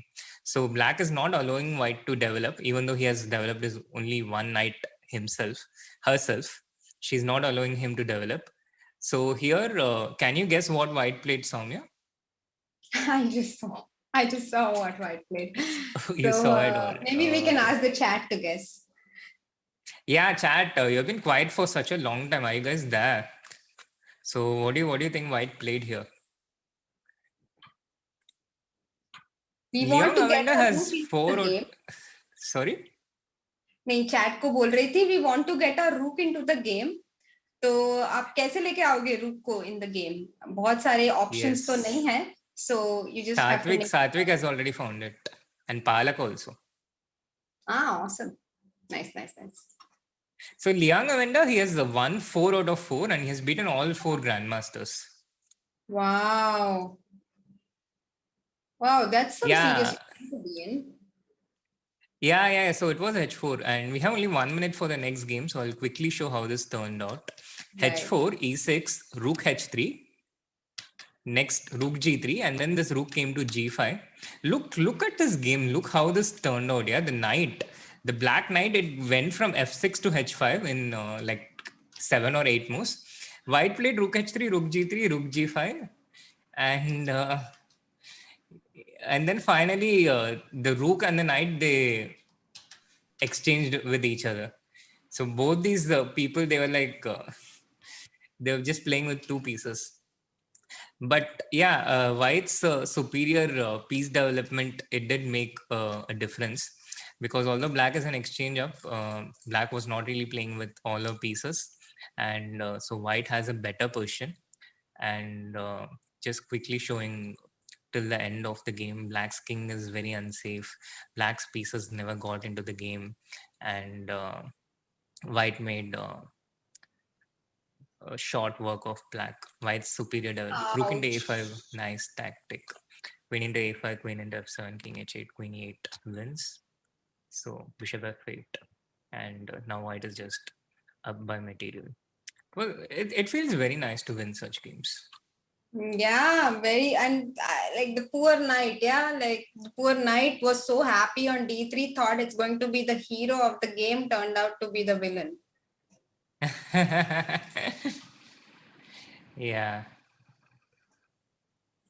So I think it's time for the next round to start. Let's just have a look if there has been a kickoff in any of the games. No, we are still waiting. Okay, players are already here. I can see Leon. Yes, although you can't see Nihal. Yes, Nihal as well. Although he's in the frame. Now you can. And let's have a look at the pairings. Leon is playing against Nihal. Leon will be white. And then there is Prag, who is playing against Yip Karisa. Prag will be white as well. And there is Gukesh, who will play against Christopher Yu of the United States. Christopher is an IM and he's on 2 out of 4 right now. He drew with Vincent in the last round. And Gukesh will be black against him. So Leon versus we have kickoff in the games. Yep. Knight F3 D5. Reti coming in. या B3 खेलेंगे Leone और आदिबन को बोलेंगे thank you for teaching me this opening. Soumya, 1 B3 and 2 B3 is so not the same, first of all. But it's almost the same. I think that's what Adiban recommends, no? This Knight F3. Okay, I don't know what he recommends. I'm not sure. Yeah, it depends on how black plays. Yeah, Knight F3 D5 E3. Leon is a good boy. He's going to go for the English structure mostly with C4, or he could even play D4. Right. He goes for C4. That makes.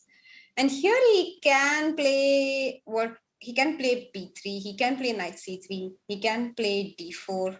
I think he'll go for some B3 system. Yeah, Knight C3, but I think eventually he'll go for some B3 system. Right. And maybe D4 here. This is like this Dubov Tarash, no? Acha. No, this is a slightly different system. So C into D5, D4, Knight C6. This is these are quite common in these reti systems. I think there's a game between uh, Magnus Carlsen with white and Anish with black in the same system. These can be very annoying for black if black doesn't play concretely correctly. But if black plays concretely correctly, then black can equalize very comfortably. And Nihal himself, I think he played this similar setup in the fourth round against Zhu Jainer, which we saw. I see. Knight f3, e3, c4. B3. I play this extensively with white in blitz games because it's very easy to play as white. You just play the knight to f3, pawn to e3, the other pawn to b3. Vincent Kamer also plays this a lot with white in blitz. It's a very popular blitz opening because it's very easy to play. And you can get very nice positions if your opponent doesn't play concretely correctly, which is very likely the case in blitz because your opponent is, he's not likely to be booked up just before the game in a blitz game. Right. That's I'm a little distracted by Prag's game right now. He went, you know what he played like in the King's Indian. If we can just have a quick look at what he played in the Indian I did notice. I did notice. So the King's Indian and fifth move bishop e2. So he went fifth move bishop e2. So usually white plays knight f3 here and then bishop e2. So the point of playing bishop e2 d6 is that you're delaying knight f3, and after bishop e2 d6 he went h4 directly. After these engines have come into chess, h4 has become such a popular move in absolutely every position. In every position it seems h4 is possible, and this variation has also gained a lot of steam. If I'm not wrong, Arjun played this against Arvind played this against Adiban. Yeah, Arvind played this against Adiban in the Indian qualifiers. Right. Yes. And h4 e5, and Arvind of course is a great friend of Prag's, so कुछ तो वहां पे खिचड़ी पक रहा है. थोड़ा बहुत notes exchange हुआ है क्लियरली, या इंस्पिरेशन तो डेफिनेटली एक्सचेंज हुआ है. So h4 e5 on the board, white played d5 c6 and allowing, actually black has an option of playing h4 h5, right? But then what happens if you give up the g5 square for the bishop? So black has to take a decision here whether to allow white to play h5 and take the attack, or play h5 himself or herself and allow bishop to g5. So she allows it. c6, h5, cd, knight bd7, bishop e3. But this is like what white wants, no? White got everything he wants, isn't it? Yeah. White has more space on the king side, and but I think very logical reaction from black also, breaking in the center, getting the knight to c5, and the pace at which Carissa has played so far, it could very well be what she had prepared and intended. So yeah, bishop e3, and I think I wouldn't criticize black's play. Right. And but I also like how white has handled it. White put the pawn on h6, bishop h8, bishop into c5, pawn into c5, and knight f3. After knight e8, he went knight to d2, intending to put his knight on c4 in front of black's c5 pawn and supporting the d5 pawn whenever it decides to queen itself by going d6. So knight d2, bishop d7, and a4, preventing b5. And black has already lashed out by queen g5 here. Abhi, even bishop f3 is a move, right? Yeah, bishop f3 is a move, and I think it's maybe the most logical move, no? The first g3 is the other move, yeah. G3 was what I was looking at. But g3 allows f5, no? Can we do that? Can we allow f5? I'm not sure if f5. I'm not sure if f5, because it can get very dangerous for black if you allow. Yeah, because the king on g8 actually has nowhere to go. Bishop is on h8 and rook is on f8. If there is a check on the a2 g8 diagonal, it will be like okay, bye. Yeah, exactly. And yeah, so f5, your idea is maybe to just go f4 and try and immediately get something here, yeah. But the problem for black is, yeah, I felt the problem for black is there's not really a huge threat, no, because f4, I thought white can either, white should be able to just play queen c2 and long castle here, I think. And C2 and long castle, right? Yeah, a very yeah. nice and typical idea for the King's Indian as well. Just to pretend that your king is so weak in the center, and when black starts to attack you, quickly long castle and laugh Yeah, I at think black. that is what Prag will do here also, Queen c2, long castle, king b1, put the king on b1. And then after that, I think he has a very clearly winning strategic position, because the bishop on h8 is out of the game for a really, really long time for black. This pawn on d5, it is a big strategic asset. It's in protected parser, and it's not easy for black to blockade it with knight d6, because white will just exchange off that knight with knight c4, and then it will be difficult for black to find a new replacement for as a blockader. So queen c2, long castle, king b1. If white is safe, if white has managed to save his secure his king on the queen side, I think he will have a very, very big advantage. I see a plan for black with knight d6 here, and after queen c2 I play a6. So I'm wondering why she played rook a d8, because you anyway want to go to d6 with your knight, no? So why not play knight d6 first? Because maybe the rook is useful on e8, right? After white long castles. Yeah, I think what you're saying, it makes sense. You prepare on things on the queen side, and you keep the flexibility on where you want to put the rook. That would have probably been better. Right. Okay, let's see what she has in mind. Maybe she has something else in mind, because rook a d8 is not useful in case of the knight d6 a6 plan. I mean, the rook might as well be on e8. So maybe she has something else in mind. Yeah, maybe she has something else in mind. Will be curious. Although Prag himself has been taking a lot of time. Also curious what's going on in Prag's mind. What exactly is keeping him thinking? He goes queen to b3, but I think Yeah, the idea is similar.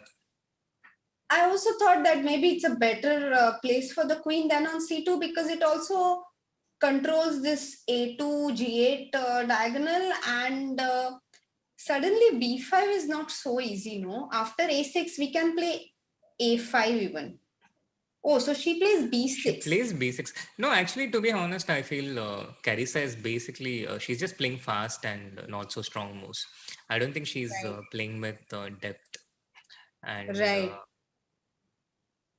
But I'm sure yes, the knight yeah, needs to go on d6. I mean, she could have just played it first and thought later, because where else will the knight go? she has finally paid heed Yeah, to your advice, Soumya. yeah. So now the knight is on d6. Maybe she wants to play bishop f6 now. She has gone queen e7. So maybe bishop f6 could be a move. I don't know. Okay. No, I Okay. don't know, but She honestly, has I gone think back to Prag the a6. should coast to victory in this game. I think. No, but now I think she wants to go a6 b5. She has gone back with her rook to b8, and she has decided to go to Yeah, break. she can do all that, but white just goes bishop b5 maybe. Bishop b5 on bishop g4, yeah. So maybe start with f3, then bishop b5. A6 is not going to happen in the near future, yeah. There's always bishop controlling it. The way she has put her pawns on the queen side is also very unimpressive, with the kind of pieces she has. The dark square and the light square bishop. The way she has designed her pawns is also strategically very unimpressive. Bishop g4, just rook d3 and f3. No, I think Prag will, he'll coast to victory, and he'll show an example of how to play against bad King's Indian. Bishop Right. c6 and knight b5, or just bishop c4. So many attractive possibilities. Bishop c6 might allow a6. You don't want to do that. Yeah, bishop c6, a6. f3 was my initial intention, but f3, bishop c8. Then just knight d1, knight e3, knight c4 maybe. But then you have to decide what you want to do against a6, b5, yeah? Yeah, but these things I trust Prag to take care of. Concrete calculation. Right. Let's have a look at what is happening on the other boards. Leon Mendonca versus Nihal Sarin का game में क्या चल रहा है? The knight on d4 looks very comfortable. On the other hand, black's position is also completely fine. I think it's safe to say that this Once position d1s. is equal. Yeah, Yeah. yeah. So we can conclude that this position is equal. I just wanted to have a look at Gukesh's game as well because we didn't look at it at all. So Yeah. Gukesh is playing Christopher Yu, and he went for the Dutch opening. Oh wow. He has gone for the Dutch opening and d4, f5, knight f3, knight f6, c4, e6. Oh, this setup. But is this fine? I don't know. White plays g3 and black plays bishop b4 check. Bishop d2. Yeah, it's actually a strange system, yeah, because when people go for Dutch, it's usually the Leningrad Dutch, which comes Right. with f5 and g6, which is basically King's Indian with the pawn on f5. Or they play some kind of a stonewall kind of thing with d5. What Gukesh has done is he has basically developed things like a Nimzo slash Bogo Indian, but with the pawn already on f5. And it has worked well for him in terms of how the opening has turned out because he has equalized. And this looks very nice and creative the way he has handled it and played the opening. Clearly, Christopher couldn't get anything out of the opening. Gukesh was very fast to get d6 and e5. White normally likes to respond to d6 and e5 with e4 himself in these types of positions, but here he doesn't have enough time. So if he plays queen c2, e5 takes, e4, black always has f4.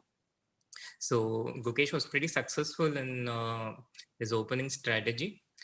So Christopher Yu, he abandons his idea of e4 and he simply goes b4, takes, queen b3 with the idea of c5, c5, b into c5, knight c6, and now e3, knight d7, queen a3. This is the present position we have where Gukesh has just played g5. He has 2 minutes remaining. Christopher Yu has 5 minutes, and the position is quite complex and hangs in the balance. The last day of today. So far, Gukesh has been undefeated with 3 out of 4, and he has played quite well. He has the most points among the Indian juniors at the end of round 4 on the first day. Right. I'm just wondering, like, what could be White's ideas here? Like, for example, is h4 a move? It came to my mind, like the first one, but it looks so attractive. But I think after h4, g4, knight g5, and you are threatening bishop d5 check. But I think black can simply play something like knight f6 or even e4. E4 is Or even e4 and block, and the knight on g5 has no squares, and because we have the pawn still on h7, if it had been on h5 it was a different story, but since it's on h7 we can actually play h6 on this next move and just pick it up. Yeah. So he played knight b3. I guess maybe h4, g4, knight g5, maybe knight into c5, yeah, but you want to take and play knight b3 here. But yeah, what you're saying is right. E4 is maybe a strong move. That's why he starts with knight b3, Christopher Yu. The point being that e4, he can just go knight d4 here, and you're not really commenting the knight to g5 or on the king side. Yeah, you're keeping it on f3, from where it can go to other places. It's more flexible. And knight g3, Gukesh has responded with g4. So I guess where does the knight go? Knight d2, I was worried that it will allow e4, after which the knight on d2 doesn't seem to have a great future. For this reason, I was thinking about knight e1. From knight e1, if black plays e4, then this knight has better pastures to grace. Knight c2. Right. The knight looks a lot better on c2 with the pawn on e4 rather than d2. D2 is a natural square, but after E4, the knight is very, very well restricted. And maybe white can still go knight B1, knight C3, but feels a bit slow. Black No, this himself has, actually is so good for black. I really like look at the bishop on G2. What is its future? Like there is a pawn on C4 even if it comes to bishop F1, what next? Where is it going? yeah, Soumya. The bishop on G2, and also, the black knight has access to squares like F3, which is fantastic for Gukesh, because he loves having the initiative. He's so good at having the initiative, and I think I think Gukesh is very well placed in this game, even though he's a bit low on time. But that's normal, no? Yeah, that's also normal. That's normal with Gukesh. Maybe bishop D7, bishop E8 is one plan, yeah. And bishop F7. But okay, don't want to blunder the F5 pawn, but okay, like No, this. don't worry. I'm not sure if the white knight will stay on D4 all through. Right. Even yeah, there are so many options actually. Black can put one knight on D3 and another on E5 also. Yeah, so bishop D7 is nice, and Yeah, this Gukesh is is still thinking this game is going to head towards something very interesting. And the whole day we haven't really looked at one Gukesh game for extended time, so I think it's time we do that. Yeah, for the first yeah. time. Yeah, actually, Bishop I was E6 just played by thinking like Gukesh. it's bishop E6. Yeah. Yeah, I think this is like even better than bishop D7 because white's minor pieces are basically his knights. His bishop doesn't do anything as we have established. So it's a great idea to exchange the knights. If you can exchange both the knights, then you will be left with one knight against his bad bishop on G2. And you can just enjoy the happiness of looking at the position and feeling good about yourself. Enjoy the happiness. So queen c3, defending the c4 pawn. Move's not yet flowing for black. Maybe just rook d8. Move's not yet flowing for black, but also yeah. I mean, white is a pawn up, but apart from that, uh, not great things about white's position. But maybe the pawn will count for something. Maybe the pawn will. Maybe the pawn does count for something. I Which really pawn? don't like why Gukesh is, just going so low on time. Oh, I think the pawn is the bane in white's position. Like imagine there was no pawn on c5, then at some point you could have freed yourself with bishop f1 and c5 yourself. Yeah, But but because also, there is a in a pawn lot of positions, this b7 pawn will be weak, is and very weak, right? yeah, But white you will can have always a. defend it with rook f7 and there's Yeah, like in the middle game, yes, but sometimes in the end game it can change. By the way, we have an update in one of the results of the games. The game between Leon and Nihal has ended in a draw. So Leon ends day one with 2.5, and Nihal ends day one with 3 out of 5. That's the update. great. And Prag's game, Prag's game is Yeah, we can totally go there different. and finish it off and come back. Or maybe we stay here, yeah, because Prag is just going to win that. He has 2 points on the Amazing. Just sixth can we rank. just have a look at it? Did we have his Yeah, position? yeah. What a nice position to have, no? Yeah, Like and these. look at this. Prague has 40 seconds and Carissa has 6 minutes, but those 6 minutes Oh my God. completely pointless. It's like Oh my the God. cryptocurrency in a banned country. It has no value, and Prague is just going to win this game.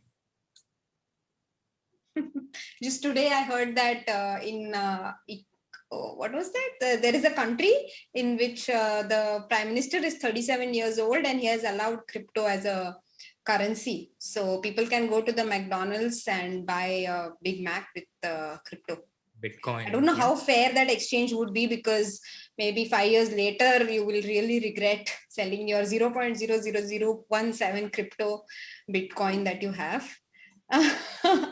because it will be worth much more than what it's now. But okay, this is possible in that country now.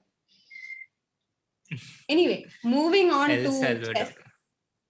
El Salvador. Yeah, getting back to Gukesh.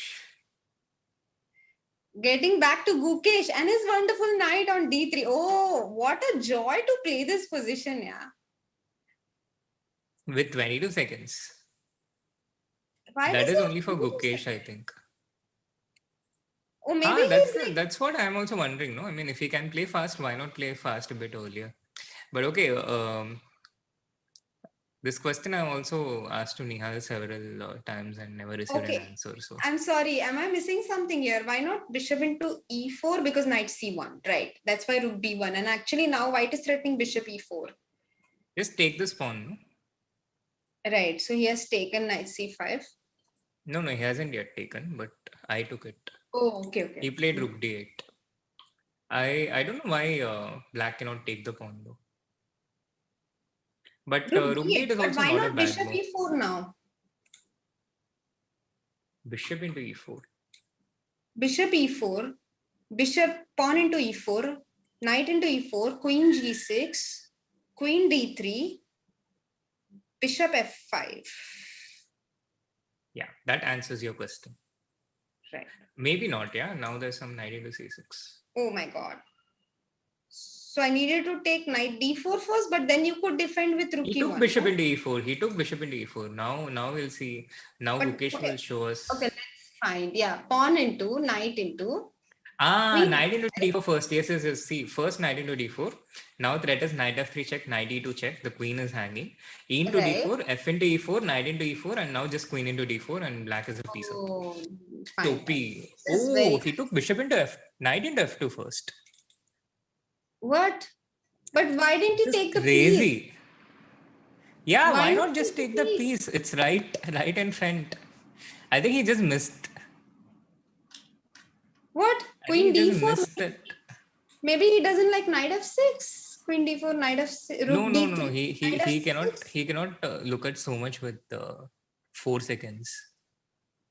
No, but it's important, right? That knight f6 resource. Okay, let's. Yeah, but the thing is, I think with 4 seconds, he just didn't give himself enough time to be able to take a decision there. And now rook e1 with the idea of rook into e6. Crazy. This is bad for Gukesh. Right? Yeah, like he is forced to play king f7. Yeah, the pawn on c6 and it coming to c7. Oh even my God. oh no, knight b3, there is rook into c4. So can we take rook e6? Yeah, rook e6 is nice. C7, rook f8, queens check, takes, king e7, and game is on, I think. No, the game is very much take on. The bishop, queen b6. Yeah. Queen e3. c5 is there. C5. So bishop b7, maybe bishop b7, bishop d5, and I think white has a solid advantage. He goes king f7, so this allows bishop d5 with check. Right. No. Bishop b7, bishop queen f5? b6, bishop d5 is rook into d5. Can I play bishop f5 here? Yeah. He took. Queen e5 with the idea of queen e1 check. Wow. A very tense game going on here. Both of them very low on time. Maybe just knight f4. Bishop g. Secure everything. Knight bishop f4. e4 looks dangerous. What? Rook e4?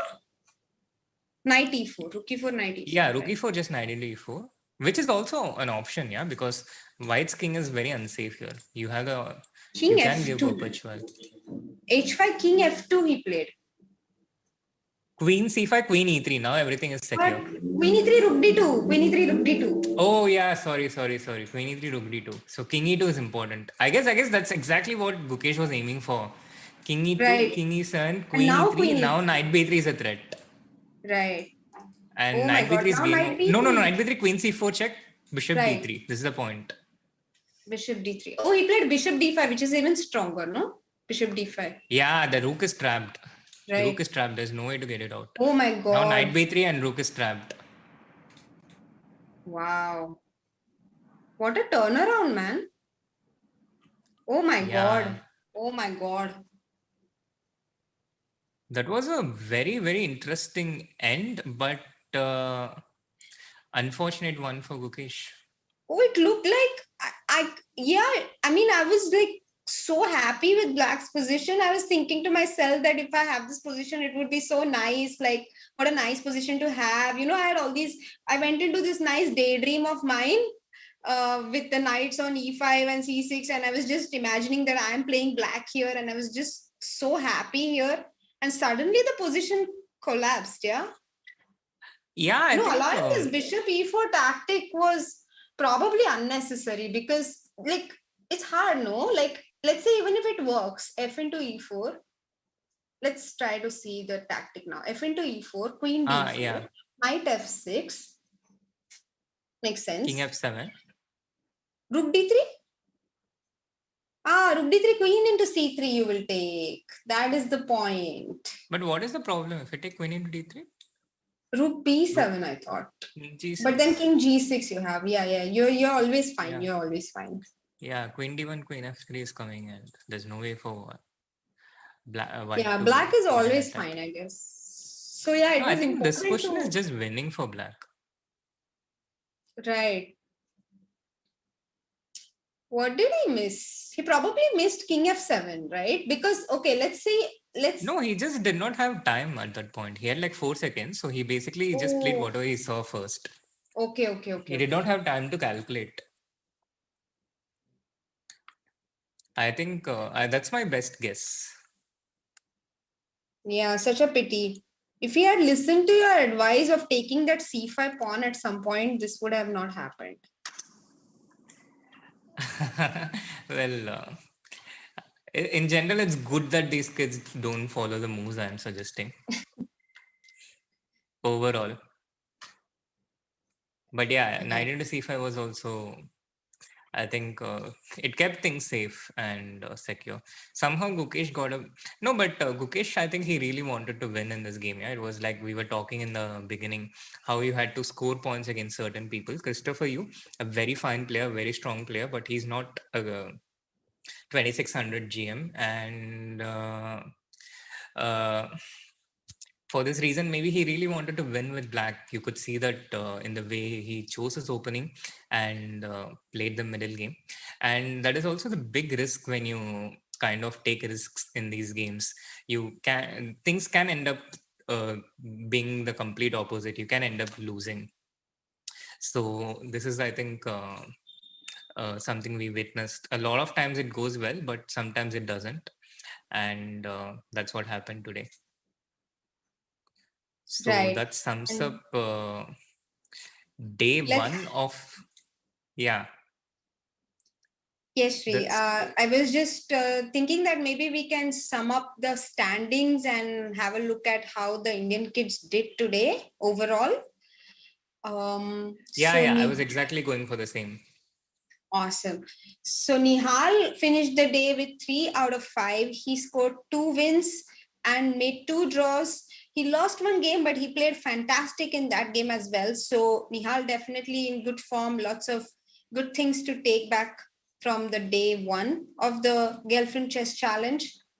Then Leon finished the game on 2.5 out of 5. And he also he had some issues with time management, I would say, on the first day, but I think he'll pick up tomorrow. He lost 2 games, but he also won 2 and drew the last round against Nihal. Prag, on the other hand, also on 3 out of 5 points, won 3 games and lost 2. Prag has also been playing really well in this tournament so far. And Gukesh unfortunately lost the last round, as we have covered, but he otherwise had a really good day. He's also on 3 out of 5. So actually all the 3 kids are on 3 out of 5 and Leon on 2.5 out of 5. Definitely good stuff there. And yes. I wonder, Leon on 5 out of 5, Srinath, what do you have to say about that? It's hardly a wonder that Avenda has 5 out of 5. We know all these kids, from I think 2012 or 2013. Very, very talented kids. Leon Amanda was, I think, right on top from the very beginning, from World Under 10, and at that time I think he was a bit stronger than Nihal. These things change a lot. At 10 someone is stronger, at 11 someone else is stronger, at 12 someone is a bit stronger, at 12 years 2 months someone is better, at 12 years 4 months someone else is a bit better. These things change a lot, but these kids, Nihal, Liang, Prag, Abdusattorov, all these kids, they have been among the very top since I think 2013. They have been around for almost 8 years now, and they have been showing this kind of constant improvement for many years now. So it's not something that's happening only in the last few months or post lockdown. They have been improving and getting better every 3 months. So it's hardly a surprise that these kids are, again, the ones dominating. As for today, Liang, I think his first win against Prague, that can play a very, very crucial role, because again, Prague is a major top contender. One of the key head-to-heads is, one of the key tiebreaks is head-to-head, and this can play a very crucial role in determining who gets into the Meltwater Champion Chess Tour, the June iteration. And Liang, who was in a worse position in the first round, him turning it around and winning this game, it can have a lot of weightage. I'm sure out of the 5 games that he has won, I think that game has enormous weightage, which also let him take the momentum and carry it forward and take it to 5 out of 5, out of which 4 of them were against grandmasters, and the other one against Polina Shuvalova, Russia's top female junior. And I think the same goes for Abdusattorov as well. His wins against Nihal as well as Prague, it will come in very, very handy in the future for the tiebreak. So he has won big on day one, and I think this will give him a major boost in terms of the race for the championship. Whenever there's a tiebreak in day 4, which will come, there will be a time when they are all very close with points. This will create that pressure on his pursuers, because they will need to score that half point more than him. They're already behind him in points, and they will need to score that half point more than him. They have to take more risks, and that will make things a lot easier for him. So I think Liang and Abdusattorov, big winners on day one, and they have put themselves in a very, very favorable position. It's a bit like the Formula One qualifiers, how when you finish first in the qualifier, you start before everyone else. The same way, I think after day one, Liang and Abdusattorov have put themselves in pole positions, and it's going to be very tough for our juniors to catch up with them because of how day one has turned out. Gukesh, very promising day one. He played very well the first 4 rounds. His fifth round was also good, but that unfortunate loss, it makes things a bit harder for him at 3 out of 5. It would have been nice if he had finished with 4 out of 5. That would have put him also in a very good position. But a very unfortunate loss in the last round, that sets him back a little bit, but not by too much. I think it's still a very, very long tournament with 14 more rounds to go. How do you sum up the first day, Soumya? Yeah, definitely. I think we saw a lot of fighting chess, I would say, and this time control also compared to the CCT, which is the Champions Chess Tour. The Challengers Chess Tour also has a shorter time control, which makes a huge difference. Even though it seems as if both are rapids, but here there is 10 plus 5, right? And this 5 minutes and just 5 seconds less of increment makes such a huge difference. The speed is much more. So I think the games are very, very thrilling. Like all the games that we saw, a lot of things happened in the last few seconds. And since it's the first day, there were a few blunders, I would say. But as I think tomorrow they will already be used to playing this time control. They will be already used to playing this time control, so their I think games will be their mindset will be different. I'm assuming that the players will come with a different mindset on the second day than they did on the first one, because Shri, as you were summarizing the first day, I was just having a look at the last game that was going on right now. And if we could just show it on the board, Gunay Mamadzada versus Salimova. And if we could just Oh, show yeah. this position, I mean, it's unbelievable how much the time factor weighs in chess. You know, we think that okay, time.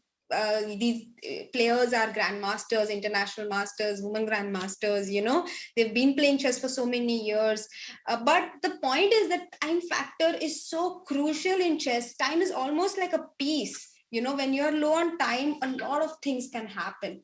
So there was this situation after the 80th move, and both the players were playing on a few seconds. Do we have the position on the board? Yeah, we Yes, have the board we on the do. screen. Yes. And this position is completely winning for black, but Oh, yeah, Soumya.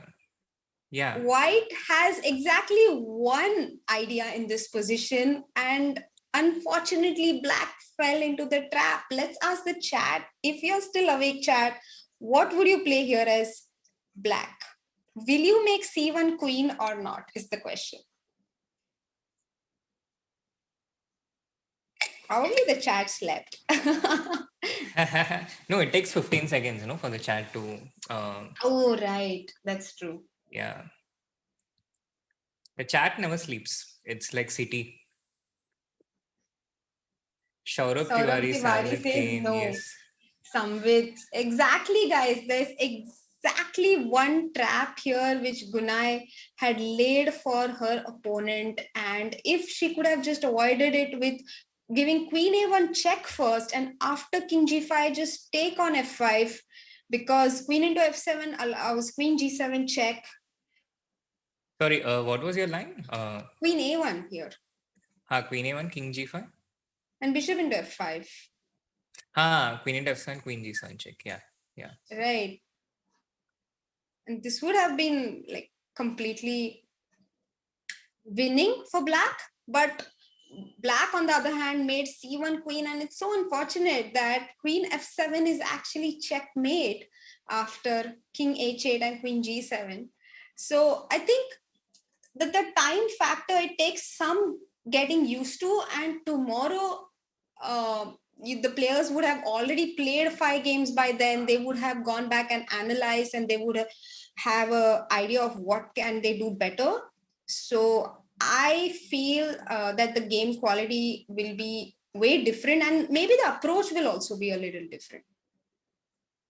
Yeah, I agree with you. I think that's how it goes. Yeah, the first day you're fresh, but you're a bit rusty. The second day you get warmed up, you get into the flow. Third day you get really into the flow. Fourth day you're on the flow, but you're tired. So either you're fresh and rusty, or you're warmed up and tired. That's the two different states, and in between, for a very short time, you're in a optimal state. Also, I think the favorites, they get better warmed up as the tournament goes, and they get better and better. So um, we'll see how that goes. Right. Thank you so much, chat, for hanging with us, and see you all tomorrow. Thank you so much, Sri. It was great covering a tournament with you after so long, and looking Oh yeah, forward to the thank you next so day. much, Soumya.